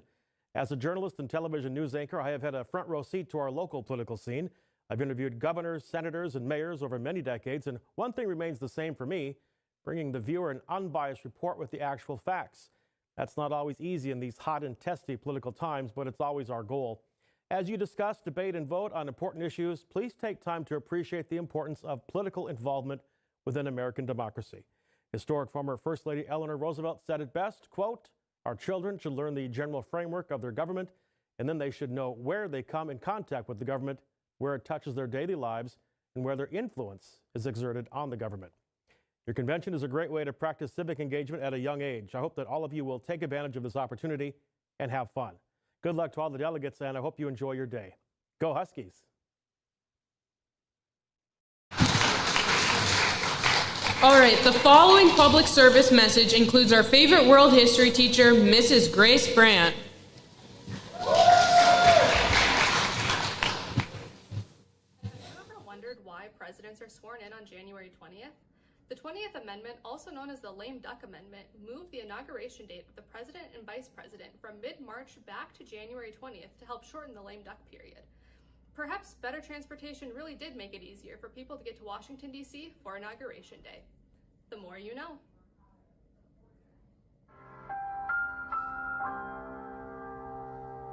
Make some noise for Mrs. Brandt.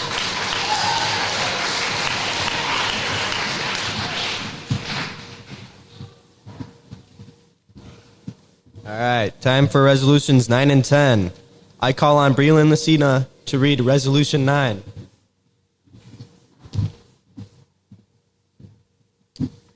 Resolution 9, issue, farm bankruptcy. Whereas, from 2017 to 2022, over 140,000 farmers have been lost in the U.S., representing a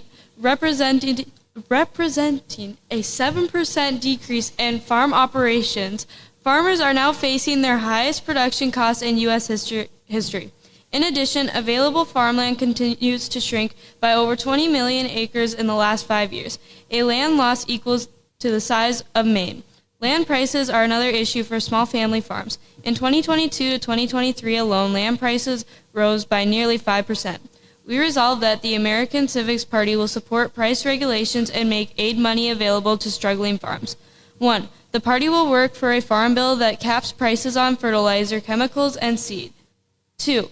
Such a farm bill will also create a fund of aid money, legal assistance, and resources for such farmers. 3. The American Civics Party will also support the efforts of farmers to resist eminent domain. Clarification: a yes vote means the American Civics Party supports the measures as listed above to aid and assist farmers in crisis.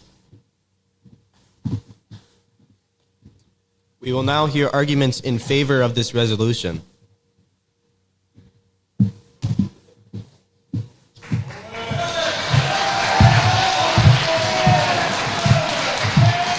I stand before all of you, my fellow peers, to ask for your support of the backbone of America, farmers. As you heard earlier, over 140,000 farms have been lost in the last 5 years. This number comes from a survey held by the USDA every 5 years. The last time this survey was held was from 2017 to 2022. And in these last 3 years from when that survey was held, this number has definitely grown. Farmers are now facing the highest cost we have ever seen. Essential chemicals such as dicamba and paraquat can cost anywhere from $30 to $50 a gallon. Now this may not seem like a lot, but when you can take into consideration that farmers use hundreds of these gallons every year, it starts to add up. I'm no math wizard, even though Mrs. Bartles taught me well, but even I can tell that this is a very large sum of money for these farmers. Many of these farms that were lost were small family farms that have been in these families for generations and it is their entire way of life. This aid money will help keep these small family farms in business and help lower their fear and stress of losing their farm and their entire way of life. This aid money will also go to help farmers protect their land from eminent domain. Many of these small family farms cannot afford to hire a lawyer and stay in operation to protect against the government from seizing their land. This land that is seized is not going to better ways to produce food for America, but instead going to shopping markets and strip malls, which does not help the American people. This does not put food in our bellies and clothes on our back. That is only done by the American farmer, which is why they need this land to stay in operation and help keep our nation running. I ask all of you to help me support this resolution and keep American farmers running. Now you may pose the question, where will this money come from? Well, if we can send billions of dollars overseas to help aid in conflicts in foreign countries that we are not a part of, why can't we provide help right here on American soil to the people, the hardworking men and women who keep this country running? Please help me with a yes vote to support this resolution to support the backbone of America, the American farmer. Thank you.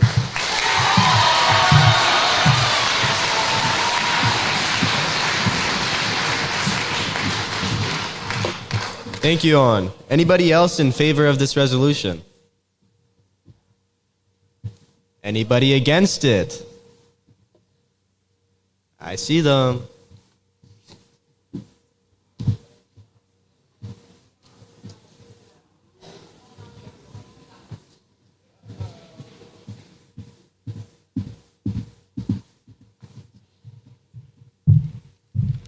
As someone who has extensive farm knowledge like myself, I believe that we should not pass this resolution. For starters, where do we plan on getting the money to support this? Our country's already $35 trillion in debt, and by providing farmers with more money, we are just digging ourselves a deeper hole.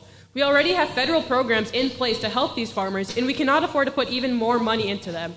Also, if the U.S. creates a farm bill to cap prices on certain agricultural products, that would undermine the basis of our free market economy. Free market economy relies on producers to create and sell a good or service to the public without interference from the government or other entities. So if we cap prices, we are going against our free market economy, which is communism. And for my last point, if a farm files for bankruptcy and the government seizes their land, that land can be put towards good use, such as schools, hospitals. And I know Gilby and Owen said no shopping malls, but I'm sure all of our moms would love a Costco or a Target out there. And so, yeah, go against it.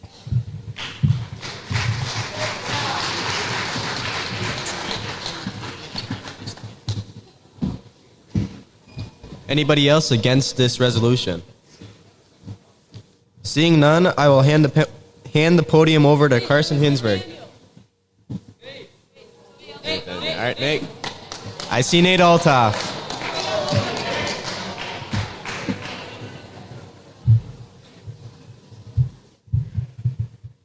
On the behalf of Georgia, I would like to say I disagree with Taya's statement about cutting off help for the farmers. The farmers could use our help, Speaking from someone who's had a family member pass away because, they lost their farm and thought they had no other choice, I think they should have help and we can prevent stuff like that from happening in the future.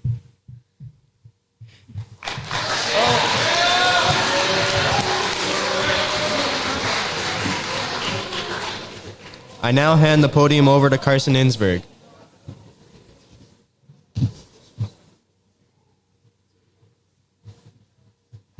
It's once again time for another voice vote. If you are in support of this, of passing this resolution, say yay on 3.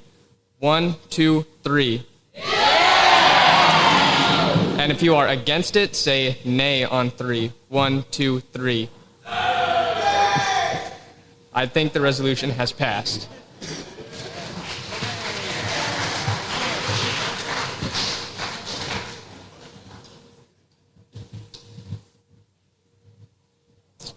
Time for Resolution 10. I call on Breland Asina to read it.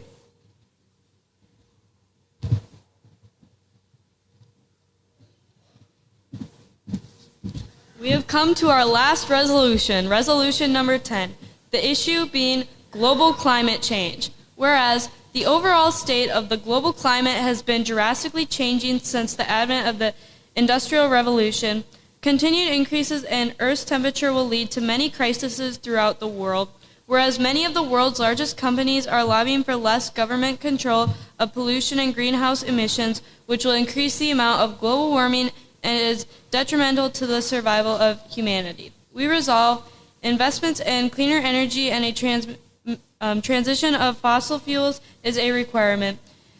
Be it further resolved, companies should be held further responsible for the production of greenhouse gases. Clarification, a yes vote means that the American Civics parties will craft legislation that 1. Increases investments in greenhouse energy, 2. Increase fines against corporations that violate pollution laws, 3. Set a goal of being carbon-free by 2035. All those in favor of Resolution 10, please come forward.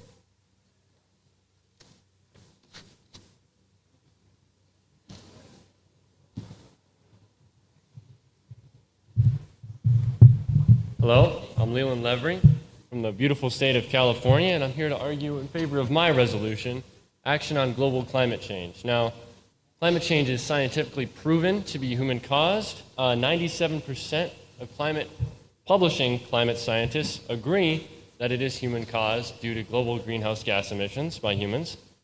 And so 2 degrees, so right now we're at 1.1 degrees Celsius above the year 1880. And if we get to 2 degrees, there will be more fires, floods, crop failures, and other devastating effects on the United States and the world as a whole. Now, many people will argue that it costs way too much money to support this. Okay, it is true that it will cost around $5.5 trillion a year between 2023 and 2030 globally, according to the UN, in order to curb this crisis. However, it is also according to Forbes that the global economy it will cost the global economy $38 trillion every year after 2050, or at least by 2050, due to climate change and other natural disasters related to it. And it's also not just about the money. As it's estimated by the WHO that by 2030, there will be 250,000 deaths a year due to global climate change.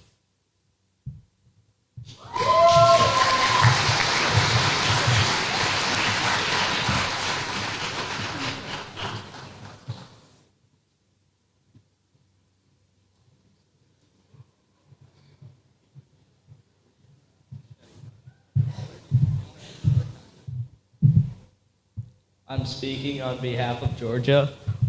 I don't believe in climate change. Other than El Nino, it's always been very cold.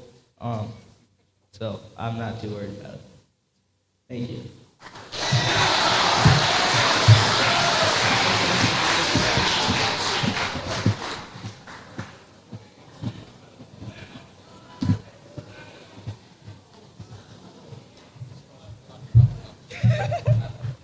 Okay. Hello, my name is Violet Frank, and I would like to say companies should be held more accountable for what they do to our climate. Because if we do not do anything, how are our future generations going to be able to see all the beautiful wonders that we can see today? They're not held accountable enough. And we ourselves are guilty of this climate change. We do so much chopping down trees, that can disturb carbon that's in the ground and that goes up to the air. But people have say it costs a lot of money, whatever, but there was a time when eagles were almost close to extinction because of some chemical that almost all the countries were using. But the world banded together to ban the use of that chemical, and now eagles can be found all over America again. So it's not that hard to stop this. We just need to actually put effort in doing it.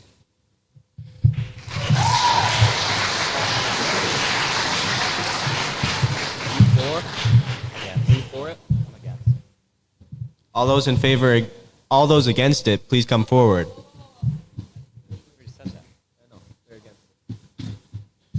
My name is Bodie Buck Miller from the great state of Alaska, and I'm here to tell you that if we support this bill on climate change, it is not affecting the large businesses as you think it will. When we look at climate change, everybody does their part. That's how they see it. That's how this bill is going to run. So everybody in this room is going to have to pay an extra $1 for their carbon emissions and housing things. They're going to have to pay. You're going to have to cover that cost. It won't take care of the large businesses like you think it will. Lobbyists are going to take care of it, and when we look at the larger scale of operations, agriculture is going to be mostly affected by this. And as someone in the industry, we're going to have to pay that extra cost. It's not going to be America covering it for us. We are going to be paying the extra cost. So please help me in failing this motion. Thank you.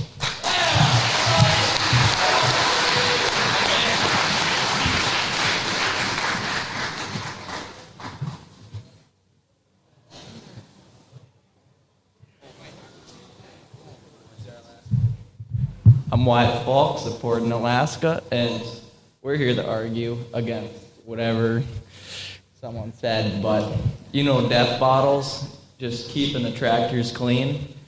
It's burning more hot coming out the exhaust when those hit regen, about 1,200 degrees. And then where do you think they're doing with those death bottles? They're going right back into the ocean where they came from. And then we won't have tractors that go brah, choo, choo, choo, choo.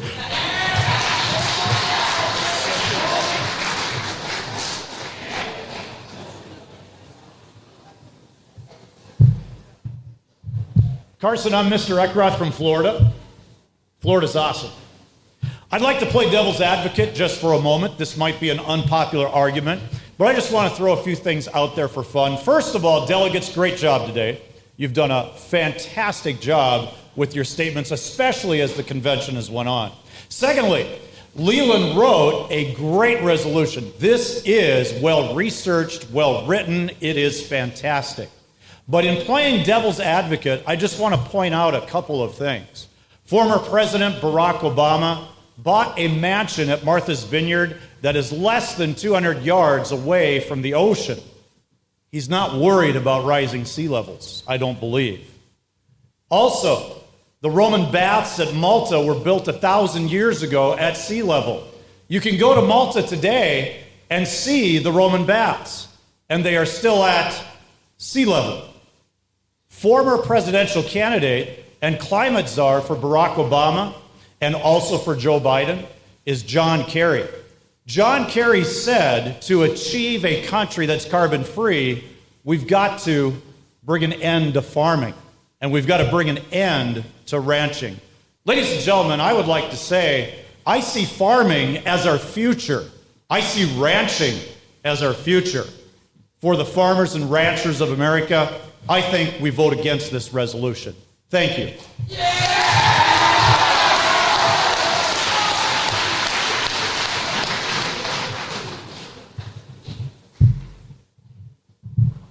I am Dan Wolf from the state of Missouri. While there is significant support for the push to go green, a comprehensive analysis points to the drawbacks and financial investments pointing to these investments not being beneficial. The cost to go green would be roughly $4.5 trillion according to Yale Environment, and some estimates pushing $115 trillion. $4.5 trillion is 4 times what we spend in our military budget. Could you please speak into the mic more? Yes. Best Law states that 59% of air parcels that pass through are roughly converted to energy. Solar panels are only effective for a few hours during high noon. Nuclear power plants are just too dangerous and can cause events such as Chernobyl, 3 Mile Island, or Hiroshima. Thank you.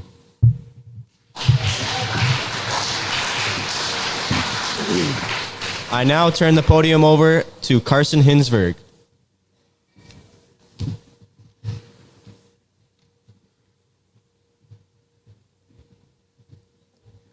Okay. It's now time for another voice vote on the final resolution of the day. If you are in support of this resolution, say yay on 3. 1, 2, 3. Yay! And now if you are not in support of it, say nay on 3. 1, 2, 3. Yay! And the final resolution of the day has failed.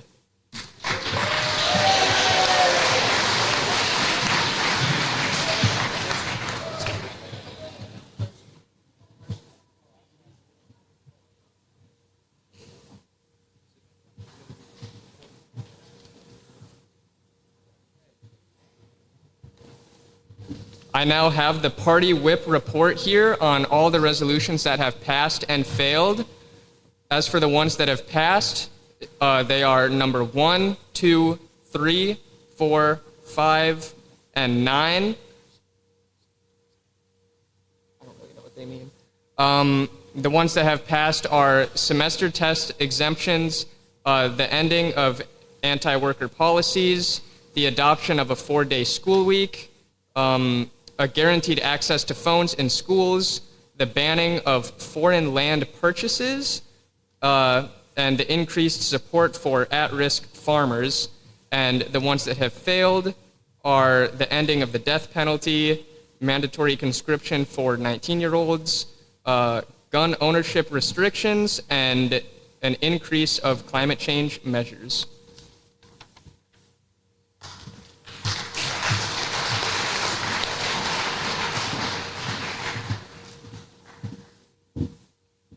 Dustin Hill is a former City of Wahpeton law enforcement officer and current owner of Burkett Family Customs. Mr. Hill was recently interviewed on the CBS News show 60 Minutes.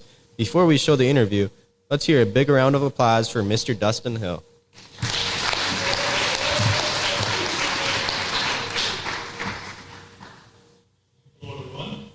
Hello, everyone.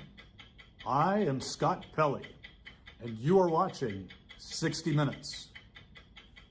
Our producers at 60 Minutes took notice of an online interview with Kevin O'Leary, a billionaire who is better known as Mr. Wonderful on the TV show Shark Tank. In this interview, he announces that he will be investing millions of dollars in the state of North Dakota instead of the state of New York because of government policies and politics. Let's cut to Kevin O'Leary in his own words. Most of the venture capital for the last 40, 50 years, since the mid-1950s, was highlighted in places like Silicon Valley and around the Boston area. So Massachusetts, New York, California, these were the heyday years. Nobody wants to do business in these states anymore. Let me give you an example. If I have to deploy capital, you know where I'm putting it? And I just announced this recently. I'm putting my next $45 million into North Dakota. Why? Stable policy, 4th largest GDP in America, massive tech center, a very pro-business governor in Bergen, and policy that makes sense for money. Why would I put that in New York or Massachusetts? So our producers at 60 Minutes decided to send me, Scott Pelley, to North Dakota to find out more. And here is what I found. Why are billionaires investing millions of dollars in North Dakota? Is it because of large statues of animals like this catfish that we found in Wahpeton, North Dakota? While we were in town, we visited with a local businessman, an entrepreneur, and retired law enforcement officer that could explain things a little bit better for us. And his name is Dustin Hill. He's the owner of Burkett Customs in Wahpeton, North Dakota. Mr. Hill, you've just seen the video of Mr. Wonderful talking about state and local politics and government having an effect on business. Is it, in your opinion, do you really believe that local governments can have an influence on the success of a business? Yes, it's a very simple answer. Absolutely. It's why I'm in North Dakota and not in Minnesota currently. I had a very nice place, a shop where I could work from home. Being a retired police officer, I have some post-traumatic stress disorder issues that were being addressed while I was being able to work from home. And during the building of my business, the state of Minnesota made most of what I do illegal. And subsequently I had to move to North Dakota, and I had to find grants that were available, and the city of Wahpeton in North Dakota went out of their way to help me with that. They made all of this possible. So yes, definitely politics, both locally and federally and at the state level, play a significant role in business in your community. So one state can actually say what you're doing in a business is illegal, while another state will welcome you and actually help you get started. Correct. We actually even received a PACE note loan through the state of North Dakota that pays 5% of the interest for our building, which is $1,000 a month that I don't have to give back, that allows me to have a building in my community, pay taxes, support local businesses, local people,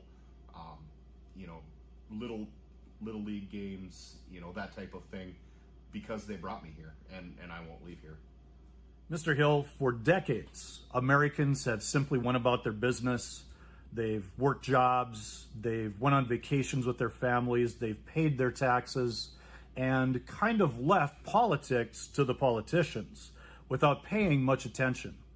From what you're saying, do you believe that maybe Americans should keep a closer eye on governments and business and politicians? Absolutely. In 2011 to 2013, I believe, with the Smith-Mundt Act, allowed government to use subterfuge against the American people. And depending on where you look on the internet, you'll get a different answer. And that should tell you right there, it should be a clear and present no. That's all you should find on the internet. Can the government use subterfuge against its own people? No should be the answer. And it's unfortunate that people are caught slipping. They're not paying attention. You look at your phone, your predictive text or your predictive purchases where they use what you say and talk about for advertising. You definitely need to pay attention to everything around you in regards to the government. It was never meant to be this big. It just wasn't. It was not what our founding fathers had in mind. We're a constitutional republic, not a democracy.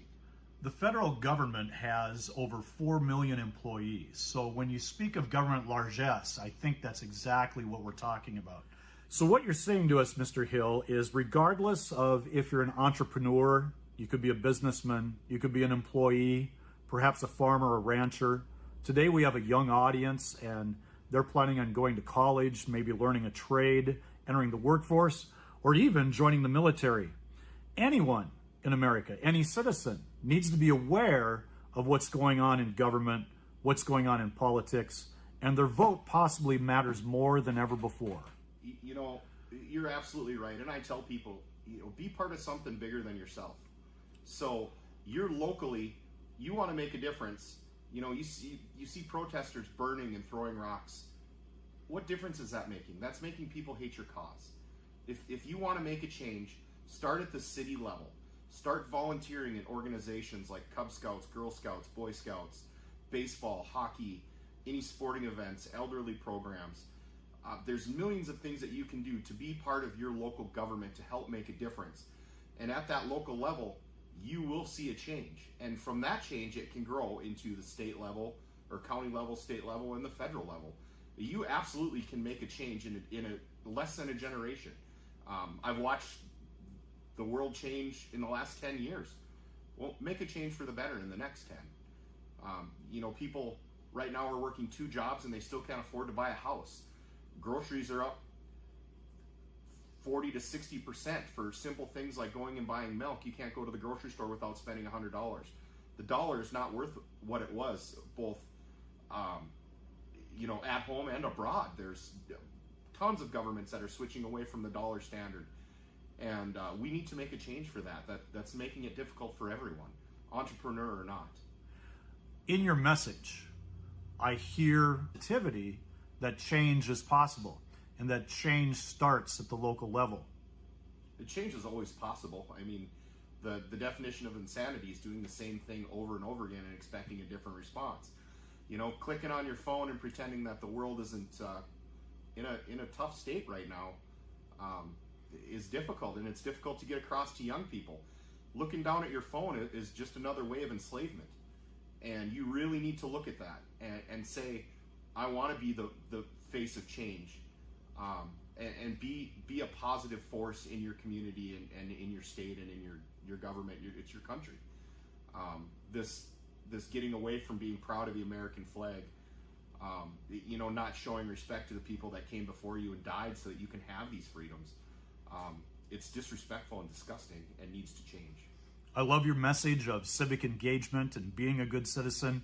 And I think from what you've said today, you've won over hearts and minds that change is possible, and it starts with the person seated in that chair. I'm wondering if you could maybe show us a little bit of what you do here at this business, a thriving business in the southeast corner of North Dakota. If you could maybe show us a little bit of what you do here. So I could see a little bit of pride in your eyes. I have kind of an interesting job. So I get to make knives and use materials that no one else uses. We also produce firearm grips and firearms in-house. We've gone to some specialized training, and we have a pretty big social media following. Briquette Customs on Instagram is pretty big. We've had our grips on the Joe Rogan show, which is, at the time, was the largest social media podcast in the nation, and he goes back and forth now between 1 and 2. We're very proud of what we do. Part of what we did, we use ancient fossils from woolly mammoth, from their teeth and their bones and their tusks. And just an example of that, overnight, without any input from the public, Minnesota decided to adopt the California legislation that makes it illegal because it's a fossil. My purchasing those fossils from Inuits in Alaska provides food, electricity, a living wage for people on an island that would otherwise have very limited resources and things to do. In turn, I use that to make very, very high-end knives. Go ahead and bring that a little bit closer to the camera. That is beautiful. So what that is a 14,000-year-old piece of woolly mammoth tooth that we put into a knife that we make in-house, and the sheath. We also manufacture high-end 1911 grips out of woolly mammoth tooth. And North Dakota opened us with welcome arms to come over and have our business here, and I have no problem paying taxes with a state that represents me. Excellent. From what I'm seeing here about your business, you kind of remind me of Jay-Z. You're sort of the Jay-Z of North Dakota. You're not just a businessman, you're a businessman. Thanks for inviting me into your shop. Scott Pelley for 60 Minutes with Dustin Hill. For 60 Minutes. I'm Scott Pelley. And remember, if it's in the news, it's on 60 Minutes.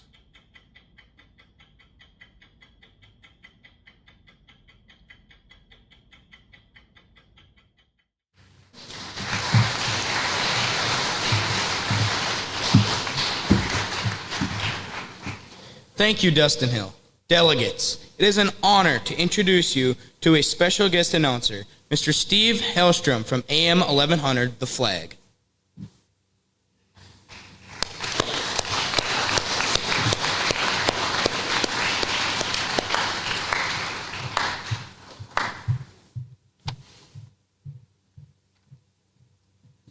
Thank you for joining us. Got it. Hey, Huskies, thanks for having me today. Great to be here with you. A lot going on in the world right now. It's a great time for sure. I love so much of what I see here today, and I would echo what's been said by so many people here today about getting involved and making your voice heard. And I hear a lot of passion. I hear a lot of excitement for things that you believe in. That's great. Lean into that. And as time goes on, find your way to make your voice heard, not just here in the gym, but in your community as well. You never know where that path might take you.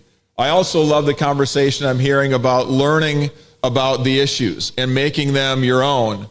When we grow up, we hear a lot of voices telling us what we should believe. Our parents, our teachers, our friends, social media channels. But it's really easy to live in those echo chambers and hear the same things over and over. So challenge your thinking. Flip around when you're streaming or flip around social media. Listen to some people that maybe you wouldn't necessarily agree with otherwise and find out what they have to say about things. It will help you learn more about the world in full around us, and it will probably sharpen your convictions too and help you believe a little more strongly in what you believe as well. And the last thing I would say, my other encouragement here to you is it's really easy as we walk through life to try to figure out everything right away.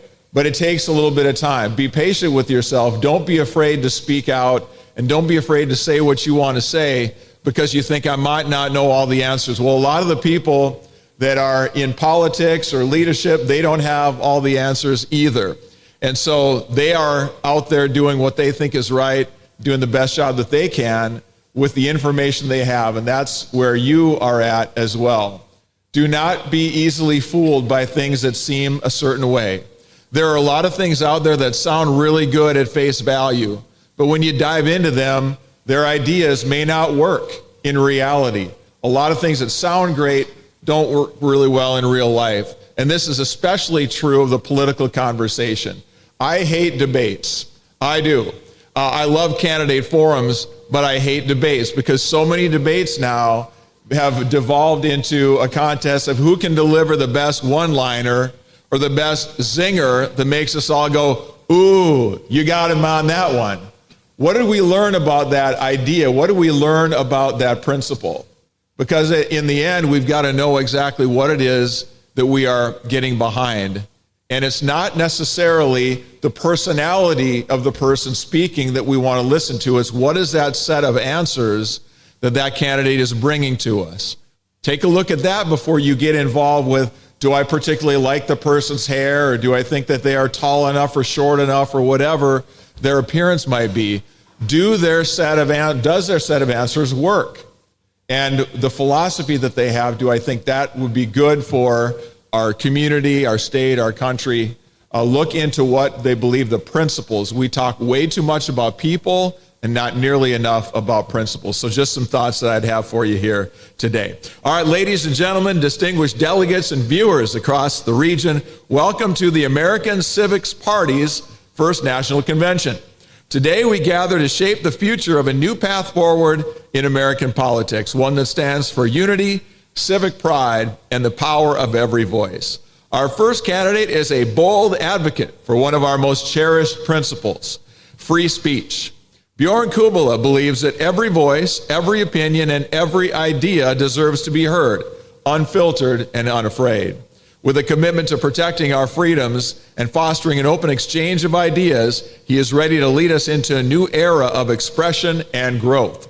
Let's give a warm welcome to the candidate for free speech and innovation, Bjorn Kubala.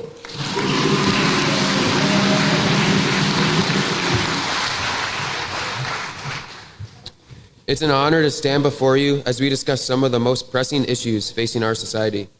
Today, I want to address three critical topics: the importance of protecting social media as a platform for free expression, the legalization of marijuana, and the reasons why we must maintain property taxes as a source of community funding. Together, we can advocate for policies that promote individual rights, public health, and community well-being. The first issue I would like to talk about today is the censorship of social media.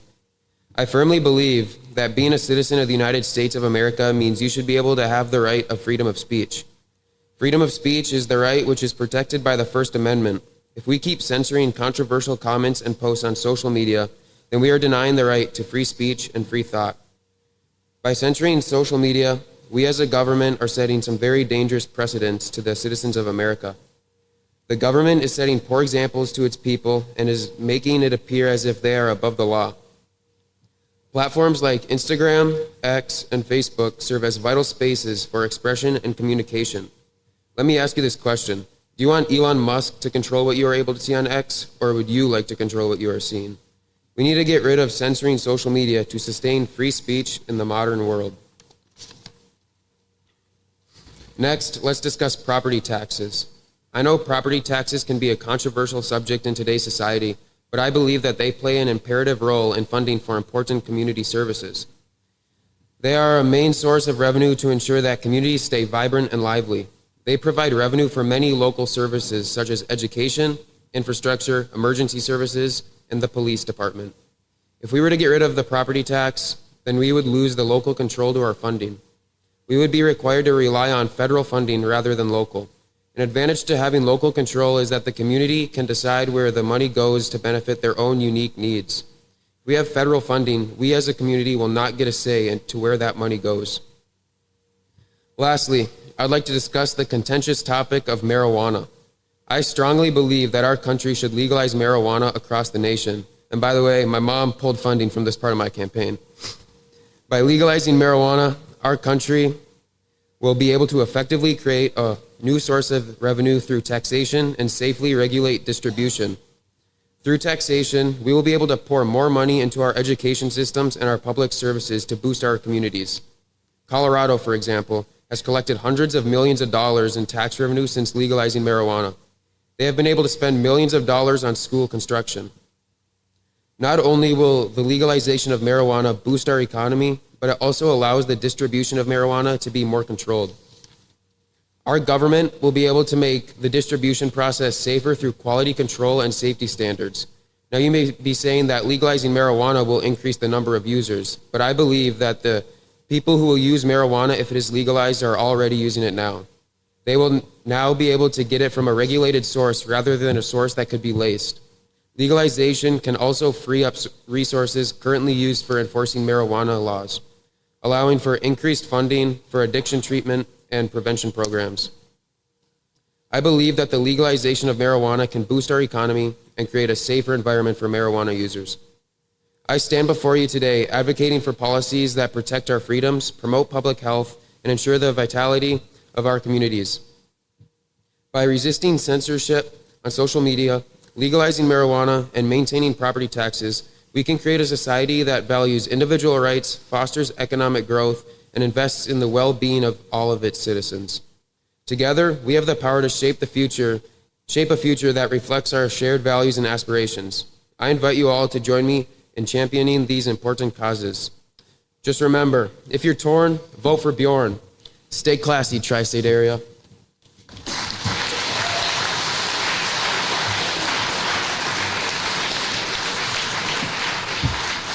Thank you, Bjorn. It's a powerful day for the American Civics Party as we bring forward a vision for an America that champions innovation, freedom, and opportunity for all. Our second candidate has devoted their campaign to the belief that our strength lies in what brings us together. A firm advocate for community, collaboration, and progress, Scout Woods believes that America shines brightest when we stand united. With a vision to create opportunities and solutions for all, she is here to inspire every corner of our country to work as one. Please join me in welcoming a leader of unity and purpose, Scout Woods.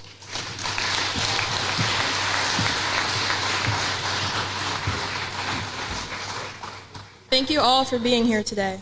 I'm grateful for your presence and support. I'm Scout Woods, and I'm running for the American Civics Party. I believe that together as one community, we can create a more unified and stronger nation. In the past, our world has gone through issues. In the present, we are going through issues, but we can change the future. The difference is the future is what we make it. We have the power and resilience to define a new path. The opportunity is in the light. It isn't just about casting a vote, it's about the community we surround ourselves with and the confidence that we have in each other. Now that we share the vision of a stronger future, let's talk about what we can do to make it a reality. One issue that I feel is central to the American Civics Party is property tax. Without it, careers, schools, public parks would all suffer and be put in a vulnerable situation. Property tax is also the primary source of funding for police departments, fire departments, as well as public infrastructure, including roads, bridges, and flood walls. It's the main source of funding for public schools, which provides education to a majority of the children within communities. Eliminating property tax would require the government to find alternative sources of income, most likely in the form of sales tax or income tax. Without property tax revenue, local governments would have to become more dependent on state or federal funding. Federal funding might prioritize specific plans that do not reflect the wishes of local communities. So let's work together to keep our local control. Property tax is crucial to maintain the nation's quality of life, and it's important that we vote against taking it away. The next issue I'm going to introduce to you today is school safety policies, mainly concerning SROs or school resource officers. Many schools have these special types of law enforcement officers. These people help with overall security, as well as being someone that can help build relationships and teach safety programs. The job of a school resource officer is getting cut in America, which is harmful to kids' safety as well as their knowledge of danger. School resource officers bring an immediate danger response in the case of things like an active shooter or someone in need of CPR. They are trained to act as swiftly and as efficiently as possible. SROs are a resource that can foster trust and positivity within the student body, and when trained as a law enforcement officer, as well as a counselor, mental health advocate, and teacher, the possibilities are endless. My plan is to redefine the career with definite standards to build the connection between SROs and school staff and emphasize their role in crisis readiness to show that they are needed. The last issue I'm going to talk about is America's urban overcrowding issue. This happens when the population of a city grows so abruptly that the infrastructure, resources, and housing can't keep up. It's usually caused by people migrating to different cities in search of better economic opportunities. Issues such as these lead to things like housing shortages, heavy traffic, strained services, pollution, and job scarcity. And because of things like job scarcity, finding housing is a very hard endeavor, and inflation continues to rise. So does the cost of living, and when income isn't being adjusted, it begins to pose a bigger issue. To aid with this problem, I believe that we should build affordable housing developments to give places to live while reducing overcrowding. I also believe that if we promote the development of smaller cities, it will alleviate the pressure that's being put on the larger cities to help spread population out more evenly. Investing in advanced waste management systems, sewage, and water can also make cities more durable to growth. These solutions not only improve living conditions, but also raise community engagement. A thorough approach is essential to create a more suitable environment for all. Solving issues such as the ones I described will only make us stronger. So it's time to turn over a new leaf. I'm calling on our community and the family that we are to work together. We need to be smart, knowledgeable, and aim as high as we can to make our community the greatest it can be. The opportunity is in the light. And remember, when in doubt, vote for Scout. Thank you.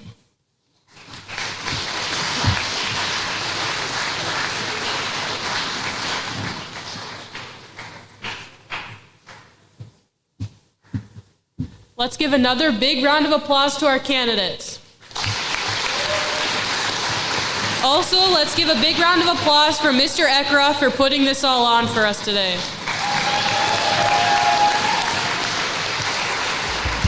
Okay, state delegates, it is time to cast your votes for your state's leader. Once your votes are totaled, please send your delegate of choice to the microphone to report your state's vote. You have 2 minutes to record your votes.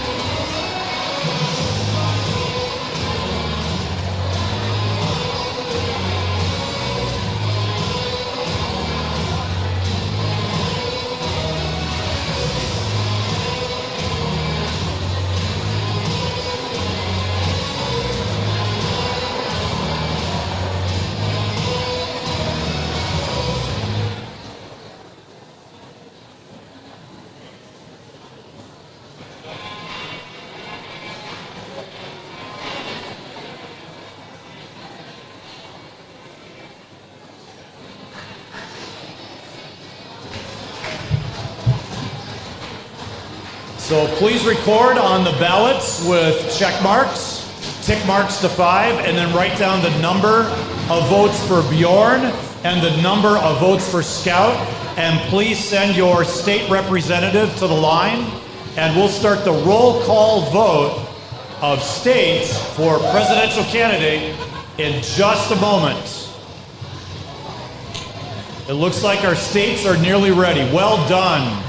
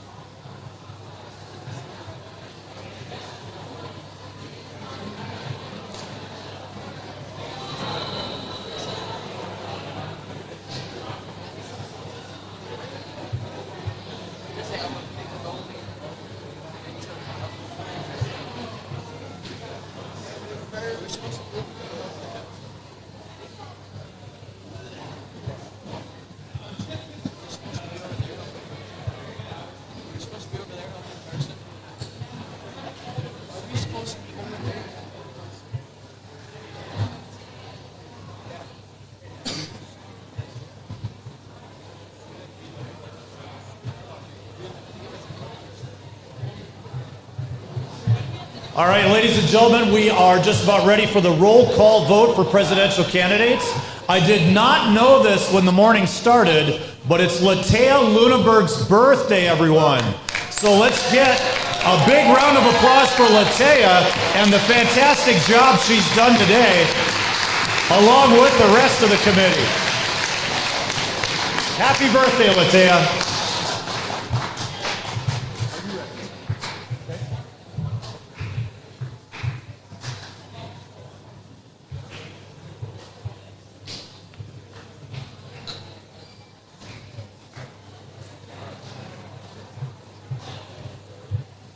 The states are ready to report, and the party whip is ready to record the votes. And we're going to begin with Florida. Come on up, Florida, and report your results. Good morning, everybody. Florida has 9 votes for Bjorn Kubela and 7 votes for Scout Woods.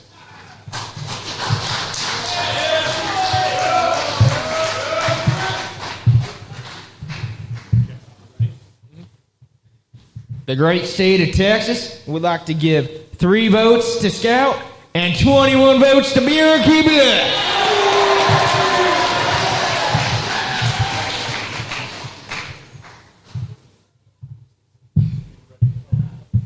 My name is Bodie Buck Miller from the great state of Alaska.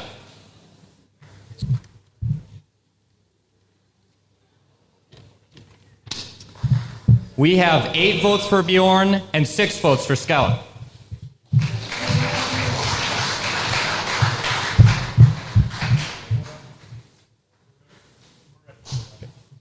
We are representing Alabama. For Bjorn Kubela, we have 14 votes, and for Scout Woods, we also have 14 votes.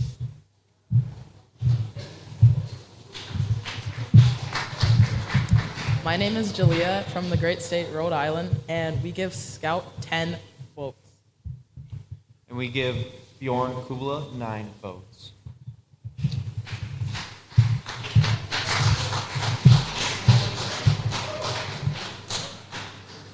On behalf of Montana, we have 12 votes for Bjorn and 6 votes for Scout.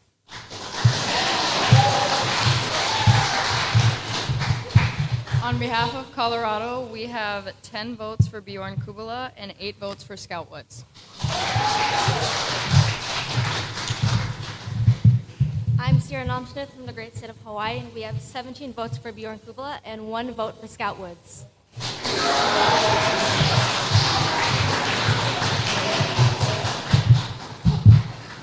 We're from Idaho, and we give Bjorn 8 votes and Scout Woods 2 votes.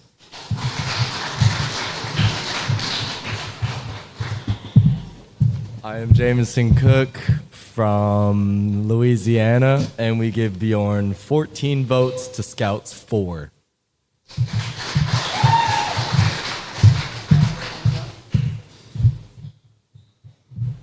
I'm Evan Doctor, and the Peace Garden State of North Dakota has 7 votes for Bjorn Kubala and 10 votes for Scout Woods.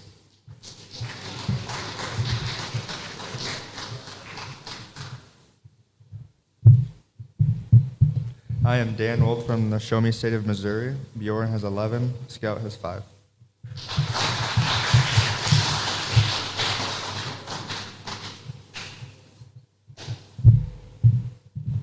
We are from New York. Bjorn got 4 votes and Scout got 8 votes.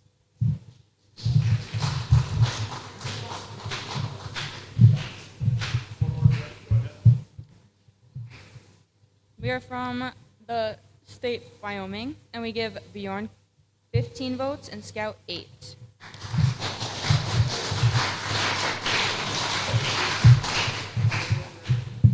I'm Sophia Barth from the Golden State of California.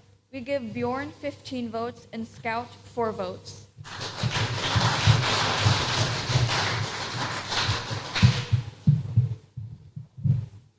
Hello, I'm Jillian Hape from Georgia, and we give Scout 10 votes.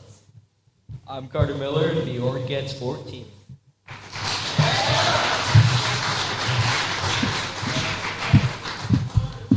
Hi, I'm Landon Ralph, and on behalf of Nevada, Bjorn gets 7 and Scout gets 9.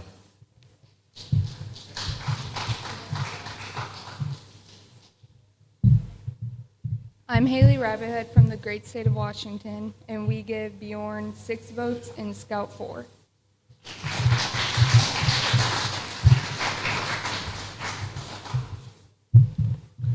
We are from Puerto Rico. Quince para Bjorn and Cinco para Scout. We have given Bjorn 15 votes and Scout 5.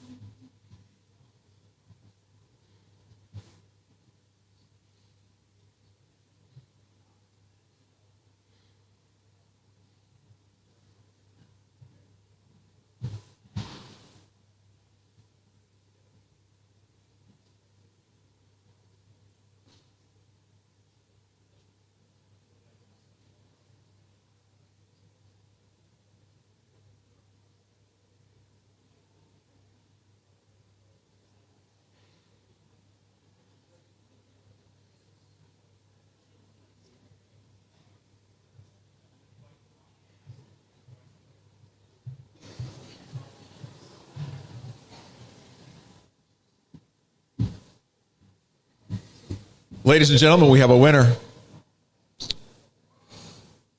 By a count of 216 to 124, the winner of this contest today and the person who will be our nominee, would you please join me in giving a big round of applause to Bjorn Kubala.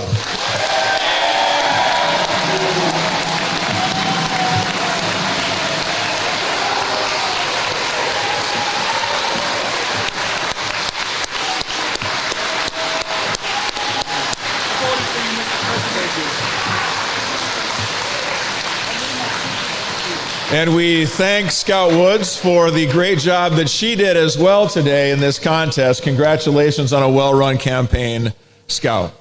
Let's give a warm welcome or warm round of applause to Bjorn. Congratulations on winning the nomination of the American Civics Party to be president. There is only one item that remains unchecked before we bring this convention to a close. Who do you wish to name as your running mate? Who will be your vice presidential candidate? I want Big Bone Aiden Bone.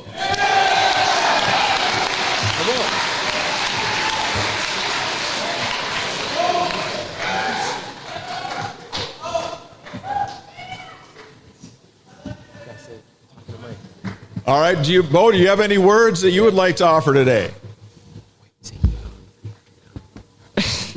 I would like to thank Bjorn for this great nomination. He knows in Texas we do everything a little bit better. Yeah, on three. 1, 2, 3. Yeah.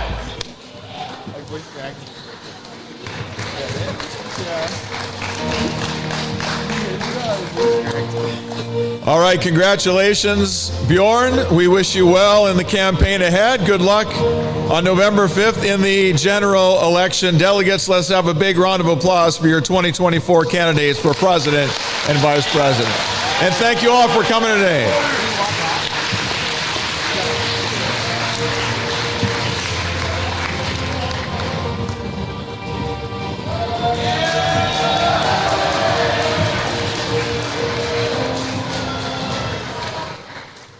The first ever American Civics Party National Convention is a success and is now adjourned for lunch. All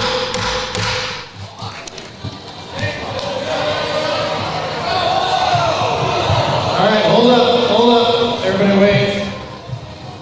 You want to hear this? Okay, the last resolution that I have is I think you've all been here for almost 3 hours. So it is fourth period. We have cut into fourth period. So we're all going to take an extended lunch.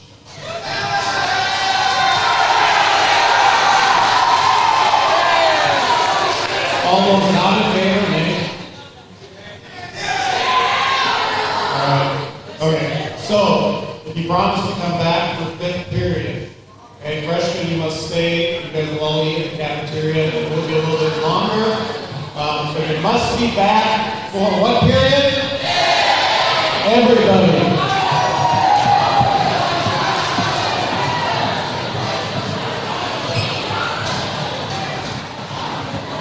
Right here?